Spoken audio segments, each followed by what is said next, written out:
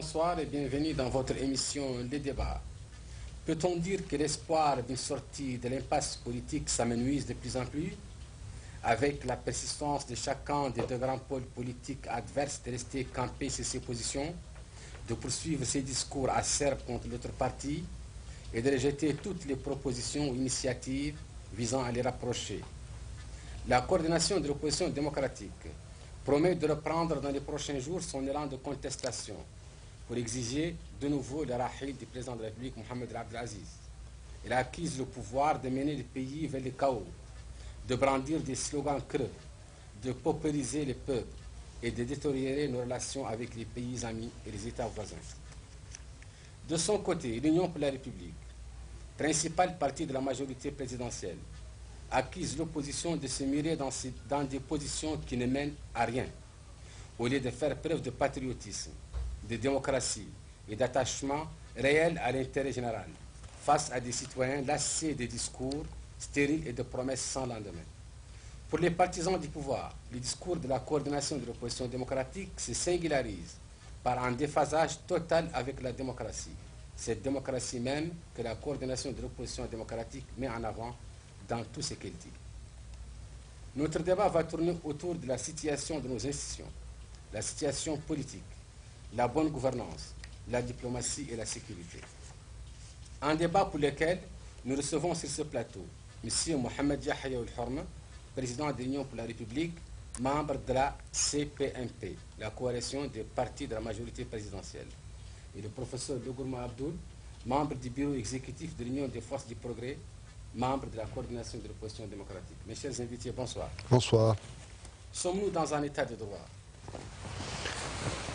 Alors, merci pour l'invitation. Merci aussi pour ce débat qui, je l'espère, va contribuer à édifier vos téléspectateurs sur les positions des uns et des autres, sur la situation politique et sur les sujets que vous avez évoqués. Pour aborder le premier sujet, je dirais que par retouches successives et depuis 1992 et surtout après les deux transitions passées et après les résultats du dialogue intervenu entre certains partis de l'opposition et les partis de la majorité, on peut dire que graduellement, il y a eu une amélioration de la gouvernance politique en Mauritanie, qui est partie d'un État totalitaire, où il y avait très peu de démocratie, où il y avait très peu d'espace de liberté, et graduellement, il a été bâti un ordre juridique fondé sur l'état de droit, c'est-à-dire un État où la puissance publique est soumise au droit et interpellée et questionnée sur ses prises de position et ses décisions par rapport au droit, où il y a une architecture juridique complète, une constitution, des lois, un ordre juridique qui favorise l'état de droit, c'est-à-dire les libertés des personnes, les libertés des citoyens, mais aussi qui fixe les limites de leurs devoirs. Et avec donc, ces retouches successives, ces différentes phases, nous sommes arrivés à être probablement, certainement, l'un des pays de la région où il y a le plus de libertés individuelles et collectives, le plus de marge de manœuvre pour les partis politiques et pour le mouvement associatif, le plus de liberté pour la presse, à telle enseigne que la Mauritanie est classée premier pays arabe l'année dernière par des institutions crédibles. Et nous pouvons dire que nous venons de loin et que nous sommes arrivés à une situation où nous sommes dans un état de liberté, dans un état de démocratie, et que cela est visible, que cela est palpable, cela est vécu par les citoyens, par les partis politiques, par les mouvements associatifs. Donc la Mauritanie est véritablement, plus que jamais, un état de droit, où les partis politiques exercent leur activité en toute liberté, où il n'y a pas de détenus d'opinion ni de détenus politiques, où les gens s'expriment librement. C'est aussi un pays où il y a une amélioration qualitative de la démocratie. C'est-à-dire qu'il y a plusieurs formats, plusieurs modèles d'état de droit, et les perfections, l'aggiornamento qui a été apporté par le dernier dialogue national a conduit à améliorer la forme de démocratie que nous avons, où des retouches constitutionnelles, des retouches légales ont permis de reconnaître certaines choses qui étaient tabous, comme la pluralité culturelle, ethnique de la Mauritanie et sa diversité, qui est source d'enrichissement, c'est inscrit dans la Constitution. L'abolition définitive et la lutte pour l'éradication des séquelles de l'esclavage en tant que phénomène honni et dangereux au niveau de la Constitution. L'amélioration du code électoral, parce qu'un état de droit, c'est aussi la possibilité pour les partis politiques d'alterner donc pacifiquement à l'exercice du pouvoir. Et pour cela, il faut un ensemble, il faut une boîte à outils, il faut des instruments pour que les partis puissent accéder, alterner au pouvoir démocratiquement. Il faut donc un code électoral, des lois électorales qui permettent que des élections se passent de façon transparente sur la base des fichiers électoraux et des listes électorales crédibles et dignes de confiance et sous l'observation et la supervision d'institutions indépendantes, totalement indépendantes du pouvoir. Comme vous le savez, la dernière CENI a été un exemple en la matière parce que l'essentiel de ces composantes ont été proposées par les partis de l'opposition et ces pouvoirs ont été accrus de façon à ce qu'il lui soit loisible d'organiser et non plus de contrôler les élections. Donc cela constitue une étape qualitative. Un dernier point, s'il vous plaît. Il y a aussi un souci d'équité et de justice parce que le droit, ce n'est pas de l'abstrait. Il faut que cela conduise à ce que les citoyens se sentent dans un climat d'équité et d'égalité. Les statuts réservés aux femmes dans les élections et les statuts réservés aux partis minoritaires étaient décriés par tout le monde. C'est pour cela que des quotas de femmes substantiels, probablement les meilleurs de la région, ont été inscrits dans les nouvelles lois portant code électoral. C'est pour cela aussi que l'introduction d'une dose de proportionnel extrêmement importante, plus de la moitié des sièges à l'Assemblée nationale, continue à faire représenter le spectre politique dans son entier. Ça aussi, c'est l'état de droit, mais l'état de droit à un stade avancé. Merci. Très bien. Donc, M. Gourmand, vous l'avez entendu, nous sommes dans l'un des États qui garantit le plus la liberté de la région. Nous sommes dans un véritable état de droit. Je remercie tout le monde je retrouve avec toujours un peu d'étonnement, mais de réel plaisir, un peu d'étonnement sur la façon un peu directe avec laquelle il tranche sur des questions aussi graves pour nous, pour les Mauritaniens, que la question de cet état de droit qui est effectivement un état qui essaie de se fonder, de s'édifier. C'est un processus long, complexe, pour lequel il y a eu beaucoup de luttes depuis une trentaine, quarantaine d'années dans ce pays, et pour lequel il y a eu en effet des acquis incontestables, qui ont été des acquis de notre peuple, mais par rapport auxquels, il faut bien le dire, s'est instaurée une précarité évidente. Et il suffit de voir, et on va revenir là-dessus, comment précisément et dans quel terme pour nous, pour les populations, mais aussi pour les acteurs politiques, comment et dans quel terme se pose cette question de l'état de droit. Alors, j'ai dit que je suis étonné parce qu'il faut simplement partir de l'idée que l'état de droit, ce n'est rien d'autre que l'état dans lequel la règle de droit prime sur la volonté arbitraire du chef, disons, du patron, de tout le monde. C'est une organisation de l'État qui fait fonctionner ses rouages internes autant que ses rapports avec les citoyens sur la base de la règle. Ce qui réunit les gens dans la société, ce sont les règles. Ce ne sont pas les volontés de qui que ce soit, sinon la volonté du peuple à travers ses représentants qu'il a considérés comme étant ses représentants. Et donc c'est le respect de la norme, c'est le respect de la règle qui fonde l'état de droit. Bien sûr, cela dépendra du contenu qui sera accepté de la règle. Un état de droit peut ne pas être démocratique, entre parenthèses. Mais il ne peut pas y avoir de démocratie dans l'état de droit. Parce que par définition, pour que la démocratie fonctionne, c'est-à-dire pour que le pouvoir du peuple réellement puisse s'exercer, pour que les libertés qui en découlent et de cette souveraineté du peuple puissent être réellement vécues, il faut que les règles soient respectées, qu'elles soient connues et respectées, et établies par les instances habilitées à le faire. C'est ça ce dont on parle quand on parle d'état de droit. Si on regarde la réalité concrète et non la réalité imagée. Aujourd'hui, qu'est-ce que l'on constate? On constate qu'il y a une situation très inquiétante de dégradation de la règle de droit. On assiste même à une sorte d'incroyance à l'égard, d'incroyance générale. Il y a la liberté, il a évoqué la liberté. J'ai dit qu'on assiste à un phénomène d'incroyance La liberté et la justice. en la matière qui se généralise et qui prend appui sur des comportements symboliques de l'État lui-même et de ses plus hauts représentants. Les libertés sont un acquis de notre peuple, c'est vrai. Mais soyons précis pour chacun des domaines dans lesquels la liberté s'exprime. Prenons le cas, par exemple, de la liberté de la presse. La liberté de la presse, c'est la liberté de la presse d'abord, la presse publique, c'est la possibilité d'accéder pour la presse publique et pour les acteurs politiques, puisque nous sommes des acteurs politiques, la liberté d'accéder de manière égale et de manière totale au service public. Quelles sont les occasions qui ont réellement été données à l'opposition d'accéder à ces services publics? Vous êtes ici.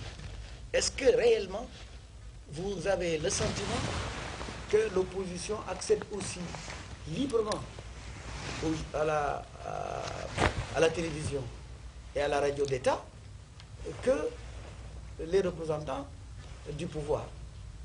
C'est évident, c'est tellement évident que ça faisait partie des questions qui devaient être débattues justement et dialoguées.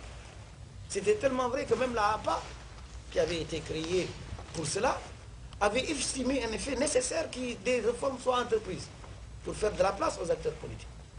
Qu'est-ce qui a été fait sur ça? Quel est le quota, entre guillemets, de représentation dans la participation effective, jour après jour, semaine après semaine, mois après mois, et même pour l'année, de l'opposition, ce qu'on appelle l'opposition, et de ceux du pouvoir, à la télévision, à la radio? Il est essentiel de dire la vérité au peuple, parce que le peuple vit cette réalité. On sait que c'est à peu près zéro. Par contre, on voit défiler tous les jours, toutes les heures, toutes les minutes de la journée, des représentants de l'État pour vanter les réalisations de cet État, entre guillemets, les réalisations de Mohamed Abdelaziz, les réalisations de tel ministère, les réalisations de telle ou telle chose, sans qu'il n'y ait possibilité de voix discordantes. Les grands moments de la démocratie, disons, médiatique, c'est les moments des sessions parlementaires. Lorsque, en effet, là, on laisse le rush, on laisse s'exprimer effectivement les envolées de cette opposition. Et d'autant plus significativement que hors session, ou lorsque ce n'est pas pour servir justement ce que les gens ont vu à la télévision à travers l'Assemblée nationale, eh bien, on revient au statu quo. Que nous continuons à faire vivre depuis 30, 40 ou 50 ans, depuis toujours. Et nous avons intérêt à voir cette vérité pour améliorer le fonctionnement de la démocratie. Parce que si ce qui se passe est un modèle, c'est grave. Les critères sur lesquels la Mauritanie a été élue ou a été éligible au sein du monde arabe, comme étant, parce que c'est par rapport au monde arabe, le pays où la liberté est la plus élevée en matière de presse. Mais c'est grave, parce que qui sont ces États-là? Fondamentalement, ce sont les pires dictatures qui ont d'ailleurs poussé pour cela à ce qu'on appelle le printemps arabe. Les pires dictatures. Pas toutes quand même. Écoutez, les chiffres que vous évoquez, mais le Liban est un pays en guerre jusqu'à aujourd'hui, hein, où il y a l'élite armée, hein, où il y a des milices armées, et où la distribution du pouvoir se fait suivant des critères très particuliers. Et où la distribution de la presse... c'est l'état de droit, c'est constitutionnel que... Non, mais justement, l'état de droit suppose un état dans lequel, un état civil. C'est ça par définition. C'est-à-dire un état dans lequel le citoyen n'a que Dieu et l'État comme intermédiaire. C'est tout. Donc vous et non des milices, et non des groupes intermédiaires. Vous estimez qu'il n'y a pas de liberté publique? Non, je n'ai pas dit ça. Je n'ai pas dit qu'il n'y a pas de liberté. C'est un acquis de notre peuple. Nous avons lutté pour ça. C'est ce que le pouvoir actuel a trouvé sur place. Le pouvoir n'est pas venu sur... L'actuel gouvernement, l'actuel régime, n'est pas venu sur un no man's land en matière de liberté. Je ne sache pas qu'il soit aujourd'hui, qu'il y ait plus de liberté de la presse chez vous, par exemple, que sous Sidi Boucher Abdallah. Donc quand on veut faire des comparaisons, c'est à ça que je voulais arriver, on ne doit pas le faire par rapport au Liban, on doit le faire par rapport à nous-mêmes, par rapport à quelle était la situation. C'est vous qui avez Je veux dire par là, quel était l'état des libertés il y a de cela 2 ans, 3 ans. Voyons notre progression à nous-mêmes avant de nous comparer aux autres. Nous allons voir que nous nous sommes dégradés parce qu'à l'époque également, notre score dans le monde arabe était encore plus élevé. Je parle dans le monde arabe, pas les... Plus élevé que premier. Non, c'est assez un peu non, mais parce que tout simplement, encore une fois, il y a un problème. C'est ça, il faut que les téléspectateurs sachent bien que comme pour les élèves que l'on veut mettre en compétition, il faudrait savoir quelles sont les grilles et les critères de notation. On ne peut pas parler simplement d'abstraction comme ça. C'est comme les chiffres dont on peut se vanter et qui sont énoncés par la Banque mondiale ou FMI, sur lesquels nous allons probablement revenir. Il faut savoir relativiser les choses. Et le plus important, c'est le ressenti des gens. C'est ce que d'ailleurs mon ami Horma aime à dire et sur lequel je suis philosophiquement d'accord avec lui. C'est le ressenti des gens. Mais demandez-vous, vous journalistes, est-ce que réellement vous vous trouvez dans une situation où vous sentez que la liberté est une liberté telle que vous aimeriez qu'elle soit? Est-ce que vos conditions d'existence, les conditions de rapport avec la hiérarchie, les conditions dans lesquelles vous pouvez dire tout ce que vous savez, ou tout ce que vous devriez savoir, parce que là encore c'est un attellement, est-ce que tout cela, pour vous, est conforme à votre déontologie, à ce que vous envisagez en tant que journaliste? Moi j'ai lu les rapports du RPM, l'organisme qui gère les journalistes de manière libre et démocratique. Mais ils ne disent pas du tout qu'ils sont satisfaits à 100%. Et ils ne disent pas que l'état des libertés de la presse, l'état de la liberté de la presse est parfait. Moi j'ai écouté Baoud Salek hier ou avant-hier, dans une conférence de presse que je trouve pour moi pas remarquable. C'est une télévision privée. Vous savez les conditions que je trouve absolument opaques dans lesquelles les télévisions privées ont été octroyées, qui toutes nous ont ramené en réalité à une sorte de monopole, au fond, de ceux qui sont au pouvoir aujourd'hui. Parce que les conditions dans lesquelles ça a été donné sont telles que c'est certains qui en ont bénéficié et pas d'autres. Et on ne sait pas dans quelles conditions la compétition a eu lieu. Qu'est-ce qu'il nous a dit, Baoul Sadi? C'est extraordinaire. Il a dit que les actionnaires qui sont derrière, qui financent donc l'entreprise de presse dont il s'agit, leur font subir un chantage sur la ligne éditoriale. Vous allez me dire que ça ne concerne pas l'État, si, parce que l'État, justement, doit veiller à ce qu'il n'y ait pas de telles interférences et qu'il n'y ait pas de monopole. Très bien. Il a cité le cas de la diversité sur le contenu. Et ce qu'il a dit est extrêmement grave. Parce qu'il a dit, c'est parce qu'on nous reproche de faire trop de place aux négro-africains, de faire trop de place aux francophones, alors que, dit-il, nous sommes dans les cahiers de charges, que l'on nous a poussé pratiquement à... On nous a euthanasié, on nous a poussé à mourir en quelque sorte. C'est très grave. Parce que je suppose qu'il a une parenthèse. Sur le contenu. Juste une précision. L'état de droit. Juste une précision. Non, parce que quand même... je n'ai pas fini. Oui. Parce qu'il va prendre la parole. On a 1h30. Il ne va pas prendre la parole. Il ne va pas reprendre votre temps. Il ne faut pas qu'on transforme ça en viande hachée. La discussion doit être cool et fluide. Non, je veux pas...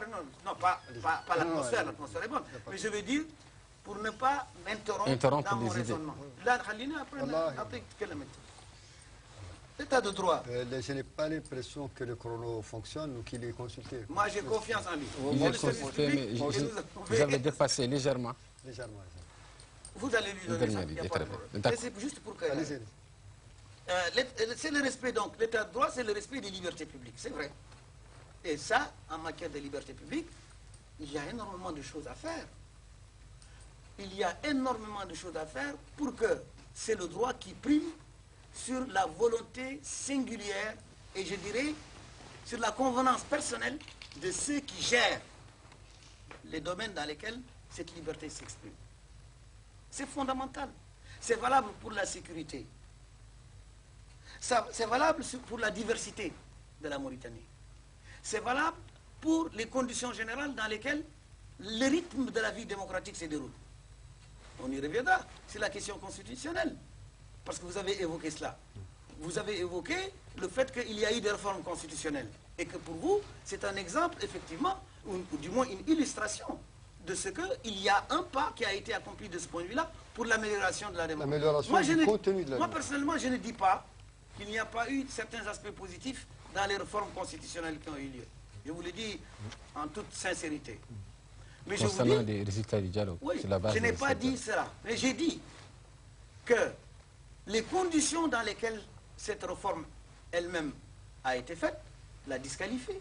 Parce qu'elle a été faite par un Parlement dont le mandat a expiré. C'est un chapitre sur lequel nous reviendrons là-dessus. Non, mais c'est l'état de droit. On est en plein dans l'état de droit. L'état de droit, c'est d'abord le respect de la Constitution. Si on ne respecte pas la Constitution, nous reviendrons là-dessus. Que va-t-il se Comme passer? disait l'autre, peu importe qu'un chat soit noir ou gris, l'essentiel est qu'il attrape les souris. Mais si le chat vous amène des maladies, si le chat vous amène les maladies l'essentiel, des c'est que souris... la formulation de ces réformes constitue une avancée substantielle, chez l'eau. Non. Une avancée substantielle parce que, comme je l'ai dit, il y a plusieurs offres de démocratie et de gouvernance politique. Et l'amélioration de l'offre en matière de réforme, c'est incontestable. J'ai cité les éléments, aussi bien en matière de code électoral, etc. Mais ce qui me fait... Là, on reviendra c'est sur lequel je voudrais rebondir. C'est que c'est quand même réducteur de dire que, voilà, c'est les chaînes, ou la chaîne, les moyens d'information du service public ne donnent pas la place qu'il faut à l'opposition. Et qu'ils sont monopolisés à peu près par la majorité ou les gens du gouvernement. D'une part, et je prends à témoin le personnel ici, de ce que j'entends, parce que je ne suis pas non plus très fréquent, ça fait très longtemps que je n'ai pas été ici, de ce que j'entends, il y a une attitude de boycott depuis une année. Depuis que l'opposition s'est murée dans cette position isolationniste et un peu totalitaire, parce que non, nous on veut que, voilà, le dégage, etc. Elle ne répond plus aux invitations réitérées des dizaines de fois, paraît-il, et les courriers sont là, à la télévision, à la radio. Elle ne répond plus aux invitations, elle veut poser ses conditions. Nous ne posons pas des conditions. Nous sommes invités, nous venons. Vous êtes plus capricieux, plus exigeants. C'est vous qui vous murez dans cette position, que vous mettez, qui boycottez. Et je vous dis une chose, l'attitude du boycott vous a déjà coûté beaucoup plus cher. Et il ne faut pas que l'histoire se répète. Moi, je pense que petit à petit, il faut rentrer dans le jeu. Maintenant, les règles sont fixées par la RAPA, comme vous l'avez dit. Un tiers au minimum à l'opposition, etc. Et il ne faut pas faire des confusions entre l'activité du gouvernement et de l'administration qui parle du développement et de son boulot, et entre le travail de la majorité, c'est-à-dire les partis, il y a un distinguo qui est à établir. Moi, quand un ministre parle parce qu'il distribue des vaccins ou qu'il fait un truc contre la désertification, c'est son boulot à lui. Mais le même ministre vient pour faire de la propagande. C'est son boulot à lui, ce n'est pas l'UPR. Le même ministre vient faire de la propagande pour l'UPR pour amener non, il ne fait pas. les dernières visites. Je vous en prie. Laissez-moi terminer, je vous en parlerai. C'est-à-dire que vous connaissez très bien que dans tous les pays du monde, laissez ça en France, c'est très clair. Le président de la République qui parle de son activité, ce n'est pas imputable au temps de la majorité présidentielle, c'est le président qui parle de ce qu'il fait. Ce n'est pas décompté sur le temps de la majorité. Sauf lorsqu'il se met à attaquer l'opposition. Voilà, il est dans le rapport de... Voilà. S'il se met à attaquer l'opposition, à Attar, que je sache, c'est contre l'opposition qu'il s'est prononcé. Non, pas du tout. Il n'a rien dit à propos de l'opposition. Non, vous vous plantez royalement. Le président voulait faire le bilan d'une gouvernance pendant une année.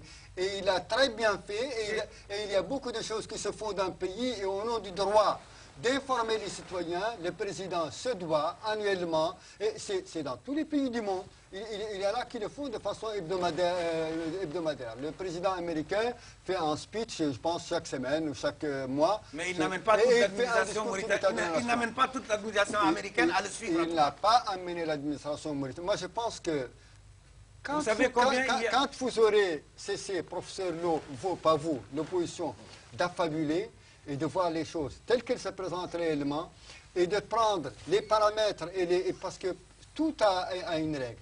Quel que soit le système politique, le système de gestion sur les chaînes du service public est un système connu de tout le monde et usité. Les temps d'antenne du président et du gouvernement dans leur activité ne sont pas décomptés sur le temps de la majorité présidentielle, mais le temps des partis. Moi, mon temps UPR, décomptez-le.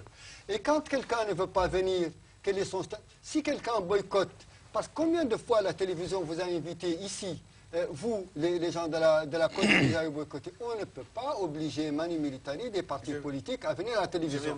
Et les jours où vous êtes venus, paraît-il hier, d'après mes informations, et que vous avez dit que voilà, on va prendre une nouvelle page et on va venir, etc. Mais ça, c'est une attitude courageuse, normale et loyale. Non, attendez. Laissez-moi terminer, parce que, donnez-moi juste, je termine 5 minutes.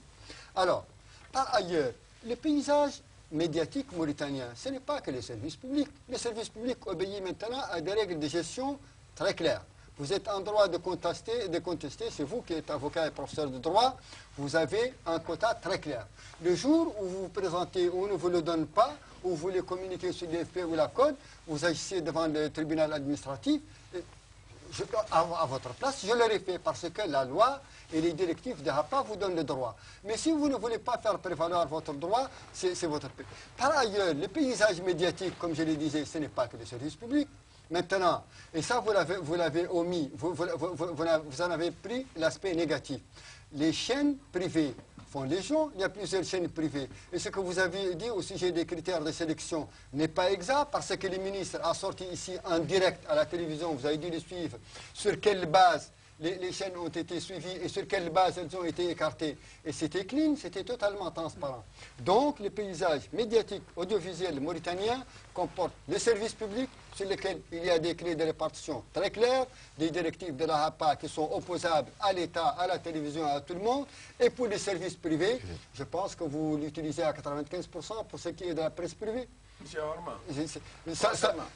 L'inégalité de traitement au niveau de la presse privée, dont la majorité présidentielle fait l'objet, est-ce que vous en êtes conscient? Est-ce que les médias privés traitent royalement et caressent dans le sens du poil l'opposition, oui ou non? Je dis que oui. Nous ne protestons pas. Et pourtant, c'est une faute professionnelle. Donc, ne soyez pas réducteurs. Et la vraie avancée en matière, qu'est-ce qui caractérise parce que vous êtes focalisé sur la presse, c'est que sous ces régimes, il y a maintenant des radios et des télévisions privées. Ni sous le président d'avant, ni sous celui d'avant, ni sous celui d'avant, il n'y en avait. Mais c'est extraordinaire. Ça, c'est une avancée substantielle. Monsieur, c'est extraordinaire. Qui a interrompu, qui a mis à bas le régime précédent qui était justement celui qui a adopté la loi que vous êtes en train d'appliquer. La loi, en tout cas, que vous avez dit devoir appliquer concernant... Je ne pense pas que ce soit cette loi, je pense que c'est une récente loi, celle qui a ouvert le paysage médiatique. La loi sur la privatisation... À ce que je sache, elle était quelque part dans les coulisses de certaines assemblées parlementaires. Elle était même en plus extrêmement avancée au moment où il y a eu le putsch. C'était fini. Et elle était d'ailleurs beaucoup plus libérale, beaucoup plus libérale qu'elle ne le sera après coup. Ah bon? Sur quel point? Ça peut être plus libéral que ça? Mais bien évidemment. Mais vous avez vu les conditions dans lesquelles ça a été... Le ministre, que j'estime beaucoup, qui est venu s'expliquer, c'est dommage qu'il ne soit pas là pour qu'on fasse... il va nous écouter probablement. Allez-y, dites ce que je veux dire. C'est que nous sommes toujours dans un rapport monopoliste. Ceux à qui ces télévisions ont été données sont tous, ou quasiment tous, en tout cas, tous des amitiés du pouvoir aujourd'hui. C'est tout à fait faux. Ensuite, la personne que vous avez citée, Bahoul Salek, n'est l'ami de Campos. Sauf que ces actionnaires sont des amis du pouvoir. Et d'ailleurs, je qui se passe. Je vous renvoie au droit des sociétés, mais la société se constitue comme c'est pour ça que je ne suis pas un naïf. Regarde, M. Orma, c'est pour ça que je ne suis pas un naïf. Moi qui enseigne le droit, je sais que le droit en lui-même n'a de sens que dans le contexte où on va le mettre en œuvre. Et c'est qu'il y a en coulisses et qu'il le réduit ou non en un jeu d'ombre chinoise. Et vous pensez-vous que... Vous pensez-vous, professeur Lo, que les chaînes privées, pour ne pas les nommer en France, qui dépendent des grands capitalistes, ou la manière de la presse britannique qui est connue, vous pensez qu'eux, ils sucent les bonbons, ces gens-là? Ils ne sont pas naïfs. D'accord, il a la parole. Il a la parole. Voilà. Professeur Gourma a la parole. Alors, comment voulez-vous qu'en Mauritanie, que les manias de la presse britannique, que les grandes chaînes de télévision, que je ne veux pas citer en France, soient dépendantes du capital et qu'ils leur impriment leur ligne éditoriale peu ou prou, et qu'en Mauritanie, des privés mauritaniens ne savent pas... Il a la parole. D'abord, le Gourma a la parole. Cher ami, personnellement, je ne suis pas en prière ni en bénédiction avec les pratiques des grands manias qui se déroulent dans le monde occidental. Justement. Oui, je sais bien. Au contraire, je critique cela. Je critique le fait que le grand capitalisme impose des monopoles réels sur la presse et que seule une résistance constante des journalistes, mais formidable résistance des journalistes, évite précisément les extrêmes auxquels on aboutit si on laisse se jouer précisément les règles du capitalisme pur et du libéralisme pur qu'on en a vu se jouer avec Baoud Saleh. Parce qu'en France, en tout cas, vous direz à n'importe qui que la presse... Il a la parole. Vous allez préciser plus tard. Oui, mais... Vous aurez l'occasion de préciser, vous pouvez noter. La vérité, c'est que nous ne voudrions pas d'une démocratie de façade. Moi, ce que je voudrais, c'est que la liberté de la presse soit réelle. Que la liberté de la presse soit réelle, c'est-à-dire que le peuple puisse s'exprimer à travers les journaux, que les journalistes puissent également avoir les conditions leur permettant de s'exprimer réellement, et que la déontologie soit quelque chose qui soit seul à la base de leurs activités, et non les copinages politiques, et non les coups de téléphone parallèles et autres qui peuvent absolument court-circuiter ou parasiter le vécu réel des libertés dont il s'agit. C'est tout ce que j'ai dit. Maintenant, ne me posez pas un texte comme étant le critère de la liberté. Le texte n'est pas un critère de la liberté, il énonce la liberté. La mise en œuvre maintenant, c'est vous et moi, et c'est le rapport des rapports politiques du pays qui les détermine. Ceci étant dit, moi ce que j'ai dit, c'est que ce qui est arrivé avec Baoud Saleh est emblématique de quelque chose. C'est le monopolisme dans ce pays qui va détruire les libertés dans ce pays. Le monopolisme. Il faut qu'on casse le monopolisme. Ça ne vous arrangera pas, vous, aujourd'hui ou demain, que l'on soit dans un schéma monopoliste de la presse. Ça ne vous arrange pas. Soyons critiques de ce qui arrive pour améliorer ce qui peut se faire. Vous pensez que ensuite, vous avez donné quelque chose d'extrêmement important. Attendez, implicitement, vous accusez la HAPA d'avoir agi dans l'intérêt du pouvoir. Moi, c'est le silence assourdissant de la HAPA dans cette question qui m'inquiète. Magalchi, ils n'ont rien dit jusqu'à présent. Baoud Saleh s'est exprimé. Normalement, la HAPA s'autosaisit. Non, moi je parle d'autre. Parce qu'il y a une chaîne qui se ferme et sur des conditions malheureuses. Parce que l'une des raisons pour lesquelles il explique cette situation de crise, mais c'est la situation qui touche justement à cette diversité de la Mauritanie, dont vous avez dit que vous en faites un acquis, puisque vous en avez fait une réforme constitutionnelle. Vous dites que la diversité est constitutionnalisée maintenant. Mais bien sûr. Mais appliquez-la. Pourquoi vous n'interpellez pas ceux qui, actionnaires, veulent imposer une Mauritanie monocolore? Mais qui doit les interpeller? Mais la HAPA d'abord. Mais elle est libre de le faire. Ensuite, et la HAPA, c'est pas nous. La HAPA, c'est pas nous. La HAPA, c'est un mode de désignation, justement, réformé. Pourquoi vous vous sentez touché? Ah, mais je ne me sens absolument pas touché. Non, mais vous vous sentez touché. Moi, j'ai dit. Vous me posez la question. Vous avez posé, n'est-ce pas, une question sur l'état des libertés en Mauritanie. L'état de droit. Voilà. Un des rouages, et ce n'est pas moi qui l'ai dit, c'est vous. L'un des rouages, l'un des mécanismes de mise en œuvre de cette liberté, il y a la situation de la HAPA. C'est la police des libertés en matière de presse. Baoud Saleh interpelle l'opinion, à plus forte raison que la HAPA, sur une situation qu'il considère inacceptable. Parce que, dit-il, la diversité, telle qu'elle est énoncée dans ses cahiers de charges, pas dans sa tête lui, Baoud Saleh, mais dans les cahiers de charges, que cette diversité-là n'est pas respectée. D'autant plus gravement qu'elle pose un problème identitaire, un problème de citoyenneté de certaines des ressortissants de certaines communautés nationales. Laissez-moi parler. C'est-à-dire que c'est doublement problématique. C'est problématique du point de vue de l'expression démocratique. C'est problématique du point de vue du fond des relations intercommunautaires. Est-ce qu'il est normal que dans ce pays, qu'on en vienne à une situation aussi extrême où un responsable de presse vienne dire « Moi, je ferme boutique parce qu'on veut m'imposer une Mauritanie que je ne peux pas accepter parce qu'elle n'est pas conforme à la constitution mauritanienne. C'est pas normal. Bien que vous n'êtes pas concerné par la question. Vous n'êtes pas concerné. Pas du tout concerné et je suis surpris. Mais si vous n'êtes pas concerné, il faut me dire donc votre opinion. Non, je vais vous la dire. Et je termine, juste un point. Non, juste un point, je termine parce qu'il a soulevé. Il a soulevé un point très important. Pourvu que j'ai l'occasion de répondre, vous avez l'occasion d'avancer sur le sujet. Vous avez dit que comme dans tous les pays, etc., il y a les activités du chef de l'État, il y a les activités des ministres. D'accord, ça c'est oui, les pas lorsqu'on a affaire à un parti-État. Mais si on a affaire à un parti-État, tout est faussé.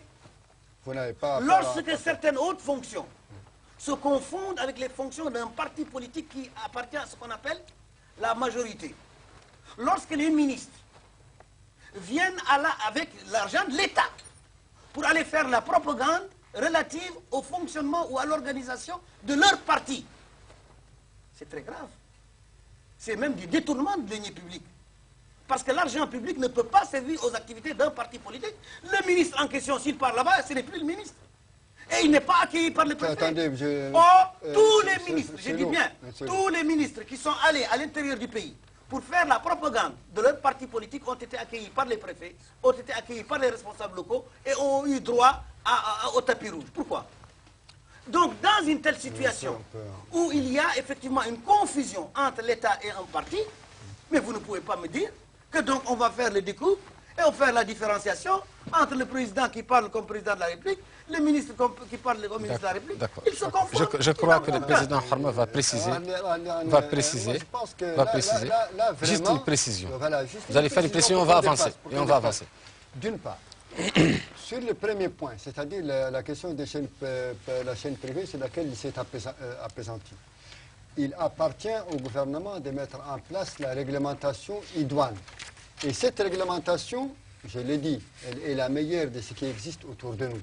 Il y a une HAPA dont le mode de désignation, et ça vient de plusieurs sources, ce n'est pas le gouvernement, c'est le président de l'Assemblée, c'est le président du Sénat. Il y a un mode de désignation multi-parti. Donc tout le monde est représenté au sein de la HAPA. À ce que je sache, elle n'a pas d'acquaintance très particulière avec les autorités et il lui appartient, oui, la HAPA, absolument. Et vous, je pense que vous me prenez énormément. Tout comme là, ce que vous avez dit récemment concernant les ministres, je pense que vous êtes un peu informé ou je n'ose pas dire qu'il y a un peu de mauvaise foi parce que il y a d'une part, dans tous les pays du monde. Attendez. Même des partis membres de la majorité présidentielle. va préciser et on va avancer sur un autre point. Même des partis membres, je dis bien. Harma va préciser. Non. Même des partis membres de la majorité présidentielle se sont plaints que des ministres, je dis bien, des partis membres de la majorité présidentielle se sont plaints des activités ministérielles qu'ils ont considérées comme une mauvaise compétition. D'accord, très bien. C'est entendu. C'est la vérité. Le président va pouvoir continuer.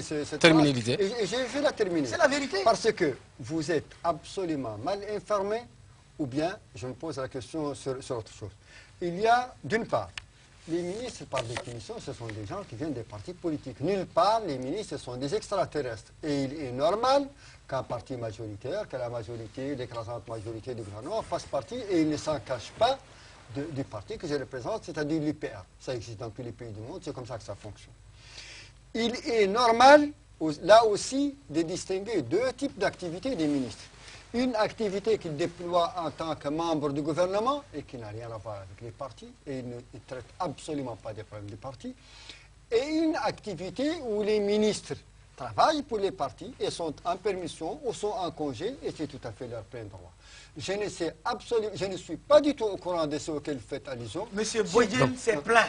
Donc, nous allons dépasser... De quoi? Du fait que les ministres de la République vont pour faire de la propagande alors qu'ils sont au service de l'État et non d'un parti. Je n'ose pas aborder le cas spécifique du président Boyden. Nous allons dépasser ce cas et continuer à propos des institutions. Vous m'avez posé la question. Nous allons dépasser. Vous savez qu'il a raison. Oui, je sais aussi. Je vous réponds au deuxième degré. Je suis sûr que vous avez compris. Mais en tout cas, je n'ai vu personne d'autre. En tout cas, vous permettez qu'on avance le deuxième point à propos des institutions. Le Conseil constitutionnel, dont les membres sont portés à 9. Est-ce un acquis? Tout à fait, je pense que c'est un acquis. C'est un souci de représentativité plus grande, justement, de représenter plus grande à travers les chambres parlementaires et à travers le mode de désignation. Absolument. Et ça, c'est une demande de l'opposition. Moi, je pense qu'il faut voir que l'ensemble des réformes, notamment celles qui concernent l'APA et celles qui concernent le Conseil constitutionnel, sont les doléances de l'opposition. Et c'était dans, je suppose que c'était dans les travaux, au moins avant qu'ils ne se séparent, comme vous le savez. Avant, laissez-moi terminer, je vous en prie. Vous aurez l'occasion. Je souhaite vivement pouvoir terminer. Vous aurez l'occasion d'intervenir. Alors, donc...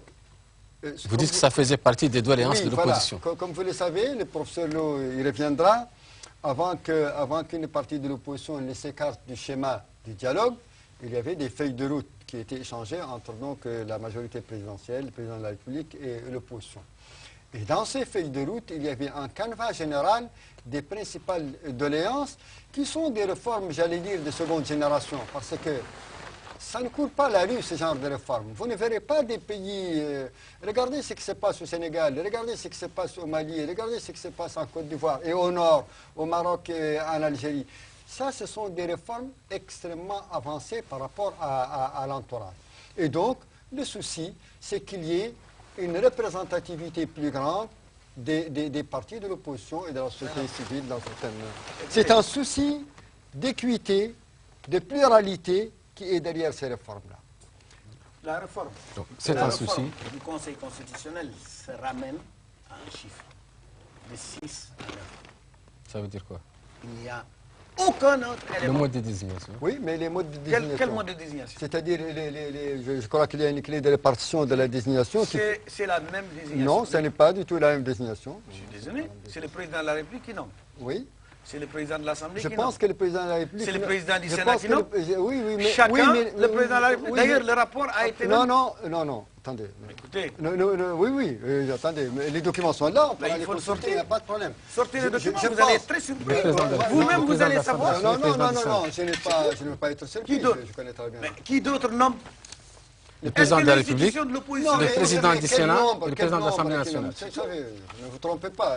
Qui nomme qui? Président de la République. Oui, il nomme combien? Président du Sénat. Oui, d'accord. Mais 4 sont nommés par le président de la République. voilà, et 5 par les assemblées parlementaires. 3 par le président de l'Assemblée nationale et 2 par le président du Sénat. Voilà. Oui, ça fait combien? Ça fait 5. Oui. 5 qui viennent... Mais c'est bien ça que je voulais dire, que le souci... Attendez, permettez-moi... le président de la République nomme combien? 4 sur 9. Oui. Le président du Sénat nomme combien? 3. Le président du Sénat, 2. Le président de l'Assemblée? 3. Bien. Oui. Alors, qu'est-ce qui a changé donc? Mais en tout cas, il y a plus... Je vous ai dit que c'est un problème de chiffres. C'est bien ce que j'ai dit.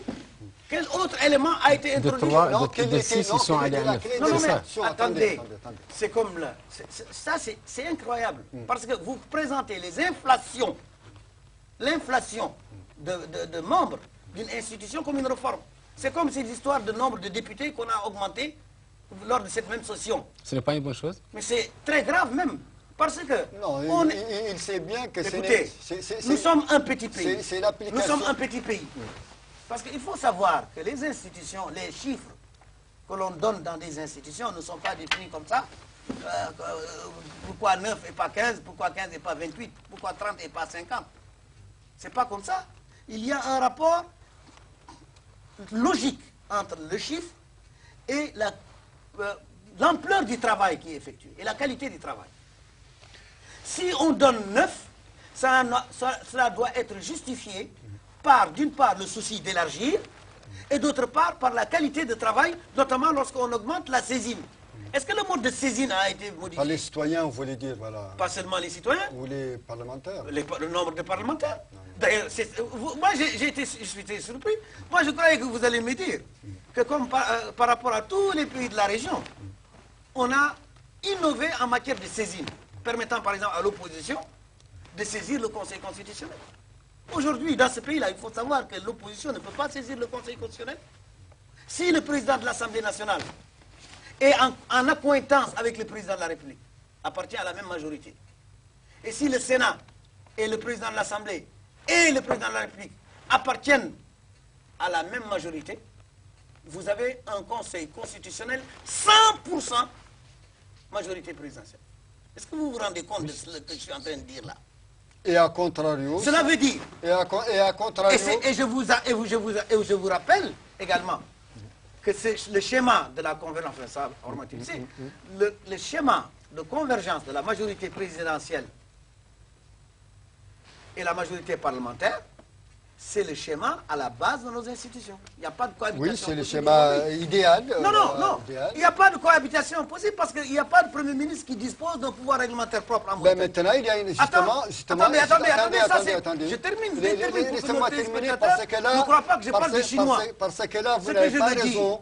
Dans la réforme actuelle... Dans la réforme actuelle, il y a une avancée sur les pouvoirs du Premier ministre. Le Conseil constitutionnel est totalement entre les mains de la majorité. Totalement. Parce que vous comptez les présidents comme étant de la majorité. Non, je parle du point de vue institutionnel. Oui. Encore une fois, c'est-à-dire, vous savez que nous sommes dans une anomalie juridique depuis 5 ans. Anomalie qui vous arrange, parce que c'est pour ça que vous ne voulez pas faire ces élections. Mais on reviendra là-dessus. Parce que le président de l'Assemblée, vous savez, le président de l'Assemblée nationale appartient... Attendez. On passe au deuxième volet, parce que le temps... Attendez. Je vais dire que la réforme constitutionnelle concernant le Conseil constitutionnel, c'est du bidon et ça aboutit exactement à renforcer encore l'emprise du pouvoir sur le Conseil constitutionnel. Plus que jamais, qui est un annexe c'est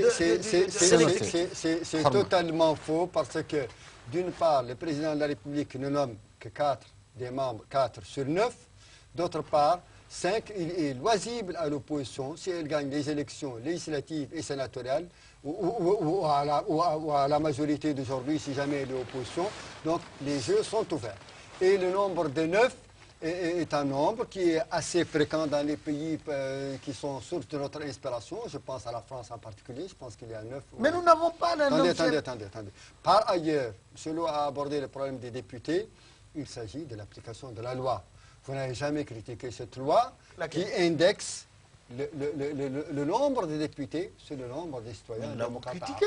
Vous ne l'avez pas critiqué. En tout mais cas, nos députés... Non, vous avez... On va passer à notre deuxième chapitre qui est la situation. Cette réforme coûte cher. Je suis d'accord avec vous. C'est cher. Mais vous ne l'avez jamais critiqué. Mais si, nos députés l'ont critiqué. Non, mais il appartient... C'est parce qu'on n'est pas audible. Et ça prouve ce que Dieu vous disait tout à l'heure. On n'écoute pas l'opposition. Ce n'est pas que vous ne soyez pas audible, vous étiez muet sur le sujet pendant de nombreuses années. Et en sursaut, maintenant vous critiquez n'importe quoi. Maintenant, dès qu'il y a quelque chose qui se passe, c'est comment ça, on était la mieux critique. En tout cas, sur ce truc-là, vous n'avez jamais... On était mieux sous quel régime? Je ne sais pas, en tout cas, depuis quelques pourquoi années... vous dites alors qu'on est mieux? Nous, on ne fait que parler. On n'a que ça. Non, vous n'avez pas parlé de ça. On passe au deuxième chapitre relatif à la situation politique du pays. Vivement que ce chapitre n'ait plus d'équité dans le temps de parole et qu'on puisse on fait ce qu'on peut. Vous avez... que nous avons. Donc, on va adresser... Quel tableau dressez-vous de la situation politique du pays actuellement? Y a-t-il une crise politique? Y a-t-il une impasse politique? Oui. Alors, de façon liminaire, je voudrais dire que, d'une part, les citoyens ne vivent pas que de politique. C'est très intéressant, entre le professeur Lo et moi, d'échanger sur ces sujets, qui sont des sujets qui passionnent aussi la nomenclature donc, politique mauritanienne et sociale. Mais la préoccupation majeure des citoyens est différente, même si, au deuxième degré, ils sont concernés par leurs représentants, par les politiques publiques qui sont déployées. Donc, moi je pense que la classe politique mauritanienne nous avons tous des travers, nous avons tous des comportements et des postures qui sont parfois paradoxales. C'est-à-dire qu'on bâtit le positionnement politique sur les plans de carrière personnelle et pourquoi pas sur les projets de retraite même. On ne démord pas du fait qu'on ne soit pas aux commandes, aux premières loges. On accepte difficilement d'être dans l'opposition ou d'être dans une posture qui n'est pas dans... Et ça, ce n'est pas juste. Il faut que la classe politique sache, en tout cas, je n'adresse pas ce tort aux gens de l'EFP qui font de très longues traversées du désert, et c'est à leur mérite, honnêtement. Mais pour le reste de la classe politique, les plans de carrière se profilent derrière le positionnement politique. Si je ne suis pas, ça ne vaut rien, ce n'est pas bon. Alors, c'est pour cela qu'on fomente des crises politiques. On rêve de crises politiques là où il n'y a pas de crise politique. Comme vous le savez, et ça, j'ai eu à voir le professeur Lowe parler hier ou avant-hier sur un tout autre sujet. J'ai lu avec intérêt une interview du président Mohamed Mouloud, auquel je souhaite convalescence, qui est un ami personnel. Donc j'ai vu des analyses un peu qui m'ont fait réagir un peu. Parce que pour faire un historique de la situation que nous connaissons, que certains appellent crise, que certains appellent, on va dire, tiraillement politique un peu aigu. Vous savez que les accords de Dakar, lorsqu'il y avait la crise politique mauritanienne, vous me permettrez d'avoir 5 ou 6 minutes, puisque le sujet est un petit peu long, lors de la signature des accords de Dakar, il y avait donc, on était redevable quelque part d'un dialogue national inclusif, à l'issue, après les élections présidentielles. Et au passage, j'étais surpris de voir que quelque part on critique que pendant les élections qu'il y a eu un coup d'État électoral et qu'on a convoqué le collège électoral, les électeurs à une date que le Premier ministre ne devait pas. Vous savez très bien que c'est totalement faux parce que les accords de Dakar sur ce point-là étaient extrêmement clairs. Il y avait une seule date et elle était insusceptible de modification. La date des élections a été convenue. Et le président Mohamed Mouloud, qui m'écoute, a soulevé que parce qu'il y a eu des retards dans la mise en œuvre de l'accord, comme vous le savez, nous avons fait l'accord, le round de Dakar 2, parce qu'il y avait des problèmes de compréhension. Le président Mouloud, au titre donc du pôle politique qu'il représentait, avait soulevé la possibilité de reculer les élections parce qu'on avait perdu du temps, quelques semaines, 3 ou 4. Et au sein du groupe de contact international, et j'étais présent, et il m'écoute, et c'était le jour où le Conseil constitutionnel devait statuer sur la date, parce qu'il y avait un recours il devait approuver la date de l'élection. Le groupe de contact international, c'est-à-dire nos amis étrangers qui étaient là pour faciliter, pour aider, il a demandé le report de quelques semaines ou de quelques mois, je ne me rappelle pas. Moi, personnellement, j'ai dit non. Ça, c'est fixé par l'accord Dakar. Nous ne sommes pas d'accord pour le recul. Nous estimons qu'il va falloir faire tout cela un petit peu rapidement, mais il faut le faire quand même, puisque nous ne pouvons pas rester longuement dans la crise.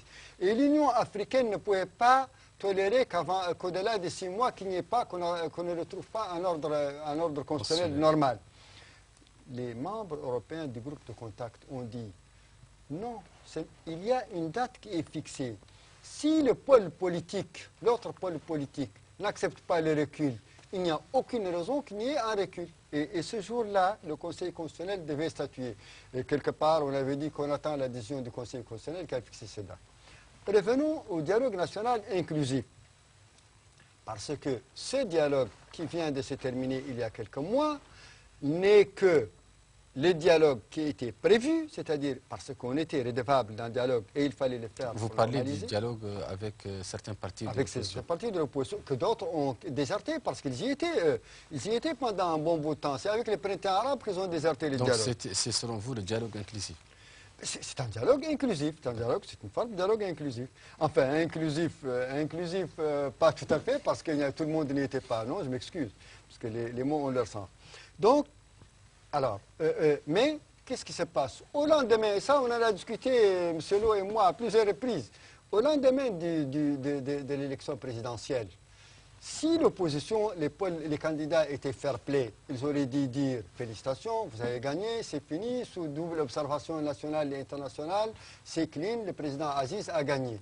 Félicitations. » Non, ils n'ont pas dit ça.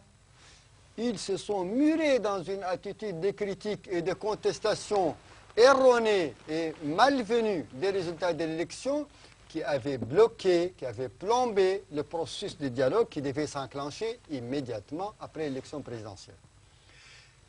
Et dialogue national inclusif, et il y a eu des médiations entre nous, l'Union européenne, tous nos amis sont venus, ils ont défilé en action, j'y étais à plusieurs rounds, disaient, écoutez, essayez de débloquer cela, il faut dialoguer entre vous, pourquoi vous ne dialoguez pas? On dit oui, mais comment voulez-vous que quelqu'un qui ne reconnaît pas un président de la République Comment voulez-vous qu'on dialogue avec lui? D'autant plus que l'une des clauses de l'accord de Dakar disait que dans le prolongement de l'élection présidentielle, on devait discuter tel, et envisager des partenariats, c'est-à-dire, entre guillemets, des participations à un niveau ou à un autre au gouvernement, et des élections anticipées. Eux, ils ne voulaient pas d'élections législatives anticipées, ils ne pouvaient pas participer dans un gouvernement en partenariat puisqu'ils ne reconnaissaient pas le président. C'est eux-mêmes qui ont plombé de facto le dialogue national qui est resté pendant une année. Au bout d'une année, ils ont vu que c'était une attitude intenable et qu'elle n'était pas juste. Et que l'opinion, la communauté internationale ne les a pas suivis. Ils sont revenus au dialogue.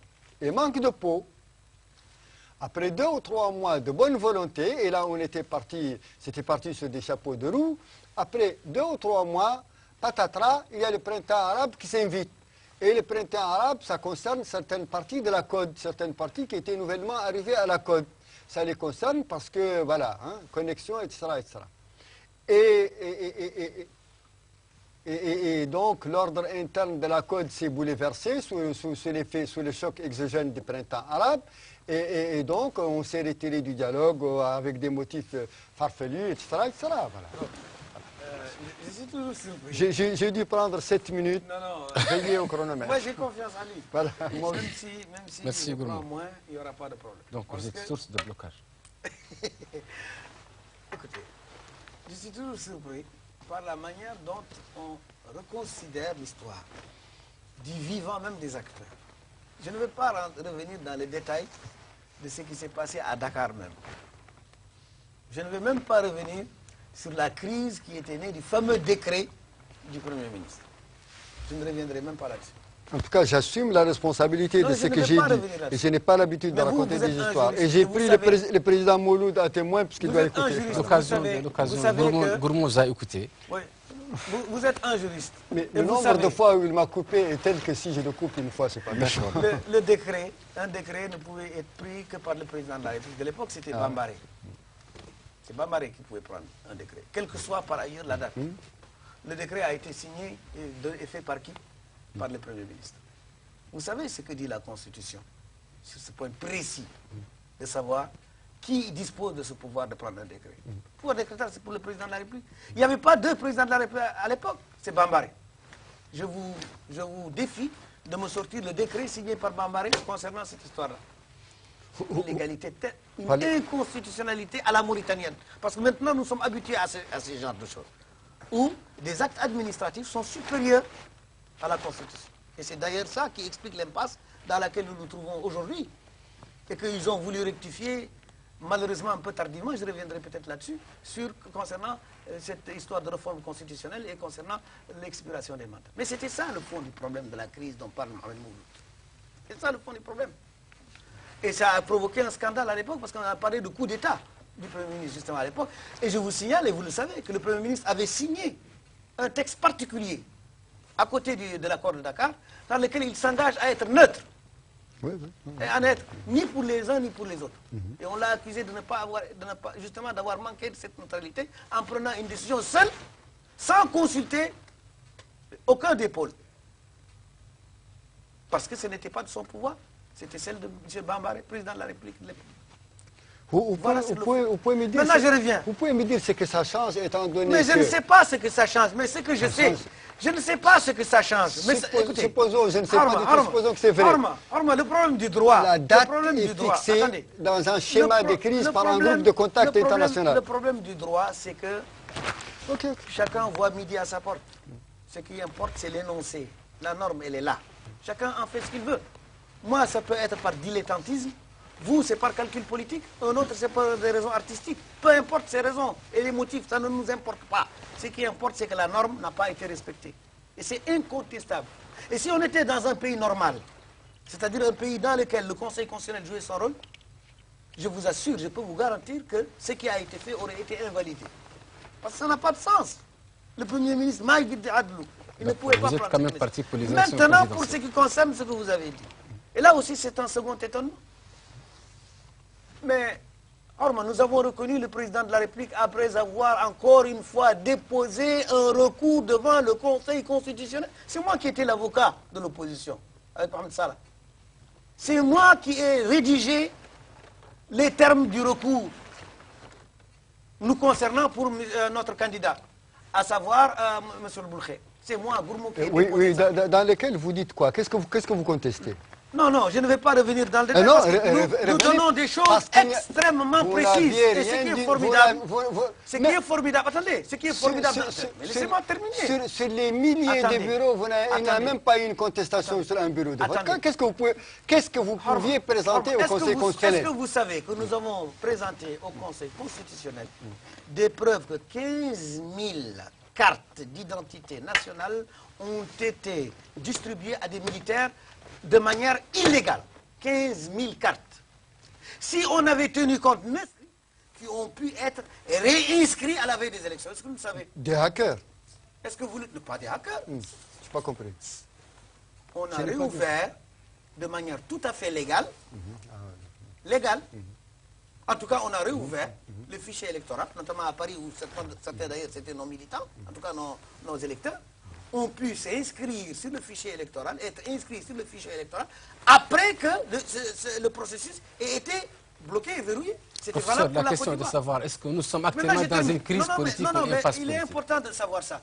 Deuxième élément, troisième élément, je suis surpris qu'ils disent que, puisque nous contestions le président de la République, donc nous avons refusé de nous mettre dans une posture de dialogue. Mais il suffit, vous journalistes, il suffit de lire tout ce qui s'est passé depuis immédiatement après les élections, jusqu'aux 3 derniers mois, les 3 mois qui ont suivi, et vous allez vous rendre compte.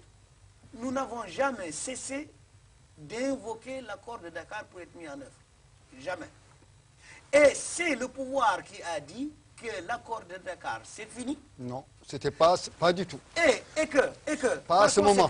Et même le mot Dakar était devenu tabou. Que c'est fini. Et que la majorité, d'ailleurs le président Aziz adorait rappeler ça, la majorité gouverne, l'opposition s'oppose. Il ne faut pas nous fatiguer avec d'autres considérations que vous avez citées. Ça, c'est une année après. Non, c'est pas une année. Il y a eu plus tard des échanges de courriers entre vous et vous êtes... Il y a eu les fameuses feuilles de route. Il va préciser. Il y a eu les fameuses feuilles de route. Le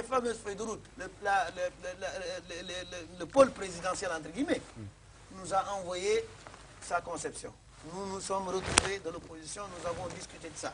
Nous avons estimé nécessaire de faire certains correctifs, d'ailleurs, qui n'étaient pas fondamentalement différents, pour moi, pas pour moi personnellement, n'étaient pas fondamentalement différents des premières propositions qui ont été faites. La question de contradictoire s'était posée au niveau de ce qu'on a appelé des conditions. Eux, ils estimaient que c'était des conditions. C'est là où il y avait eu des problèmes. Nous avons estimé que pendant que nous sommes en train de négocier, de discuter, un processus qui peut durer 2 mois, 3 mois, il y a des mesures qu'il faut immédiatement prendre qui relèvent du droit déjà existant. Par exemple, l'accès à la presse. On n'a pas besoin d'attendre de signer l'accord pour que l'opposition puisse accéder à la presse. Surtout que la APA avait déjà engagé des discussions avec nous et avec eux et avait convenu d'une feuille qui devait servir de base pour cet accès à la presse. Une circulaire, et c'est elle qui a été adoptée. Non, doucement, non. Parce que ça, vous avez rejeté ça, vous avez dit que c'est des conditions inacceptables, avec mépris d'ailleurs. Deuxième élément, la répression. On a dit que ce n'est pas possible de discuter, de débattre, de conclure sur un accord comme celui-là, alors que la répression se poursuit. Il faut arrêter la répression. Et vous pensez qu'il y avait de la répression en Mauritanie? À l'époque. Donc, franchement, l'eau. Il va finir parce que c'est le troisième point et il va finir. Troisième élément, c'est en ce qui concerne l'administration. La neutralité et les marchés publics, voilà. Nous avons dit qu'il faut créer un climat favorable à ce dialogue. Nous ne sommes pas des extraterrestres les uns par rapport aux autres. Donc nous sommes des printemps arabe était ça n'a rien à voir. Le printemps arabe il ne peut pas. C'est un anachronisme d'ailleurs, temporel. Vous, en tant que journaliste, il n'ose pas dire que le printemps arabe parce que... En tant que journaliste, vous savez quand est-ce qu'il y a eu l'arrêt de discussion entre nous et vous? C'est quel mois? Je me rappelle Il pas. faut vous rappeler, parce que si vous parlez du printemps arabe, le printemps arabe, n'est-ce pas, a été déclenché avec l'histoire du Tunisien. Oui, en janvier. C'était quand? En janvier. Janvier quoi? En janvier 2010. On avait arrêté cette histoire de dialogue entre nous parce que c'était pendant l'été qu'on a arrêté. Non, écoutez, attendez. Non, mais en attendez. En tout cas, non, c'est pas l'essentiel de la c'est crise. important. Mais vous êtes des journalistes, renseignez-vous, menez vos enquêtes et dites la vérité. Dites ce qui s'est passé. Dès qu'il y a eu... Mouhim, c'est que ni de près, ni de loin, les événements en question ne pouvaient peser. Et nous étions avec quelqu'un qui était un monument de ce point de vue-là et qui était en train de faire entre nous la navette avec Ould Abdelaziz. J'ai nommé quelqu'un dont on ne peut pas dire aujourd'hui qu'il est à la COD, c'est M. Boukhair. M. Boukhair sait dans quelles conditions, et je l'interpelle, il nous écoute. Il sait dans quelles conditions, d'ailleurs moi j'ai participé à la dernière réunion avec lui, dans quelles conditions nous lui avons remis définitivement la réponse définitive à notre feuille de route, lui et Betah, pour qu'il amène ça au président Ould Abdelaziz. Au moment où je vous parle là, nous attendons la réponse du président. Quand le président a pris, ça ce n'est pas moi qui dis, j'y étais pas, c'était Betah, le président Betah et M. Boukhair, ils lui ont remis la dernière mouture de la feuille de route de l'opposition, où le président Mohamed Ould Abdelaziz. Au moment où je vous parle, nous attendons la réponse. C'est après ça, le lendemain, que le Premier ministre, c'est là où il y a eu des contradictions. Peut-être qu'on ne vous a pas dit toute la vérité, mais je vous l'informe. Je vous informe que c'est à ce moment-là que le Premier ministre a téléphoné à Boudjel et à Messoud pour leur demander d'engager une procédure de discussion avec lui. Nous avons dit que lui, le Premier ministre. En tant que Premier ministre, nous avons dit que nous ne comprenons que dalle.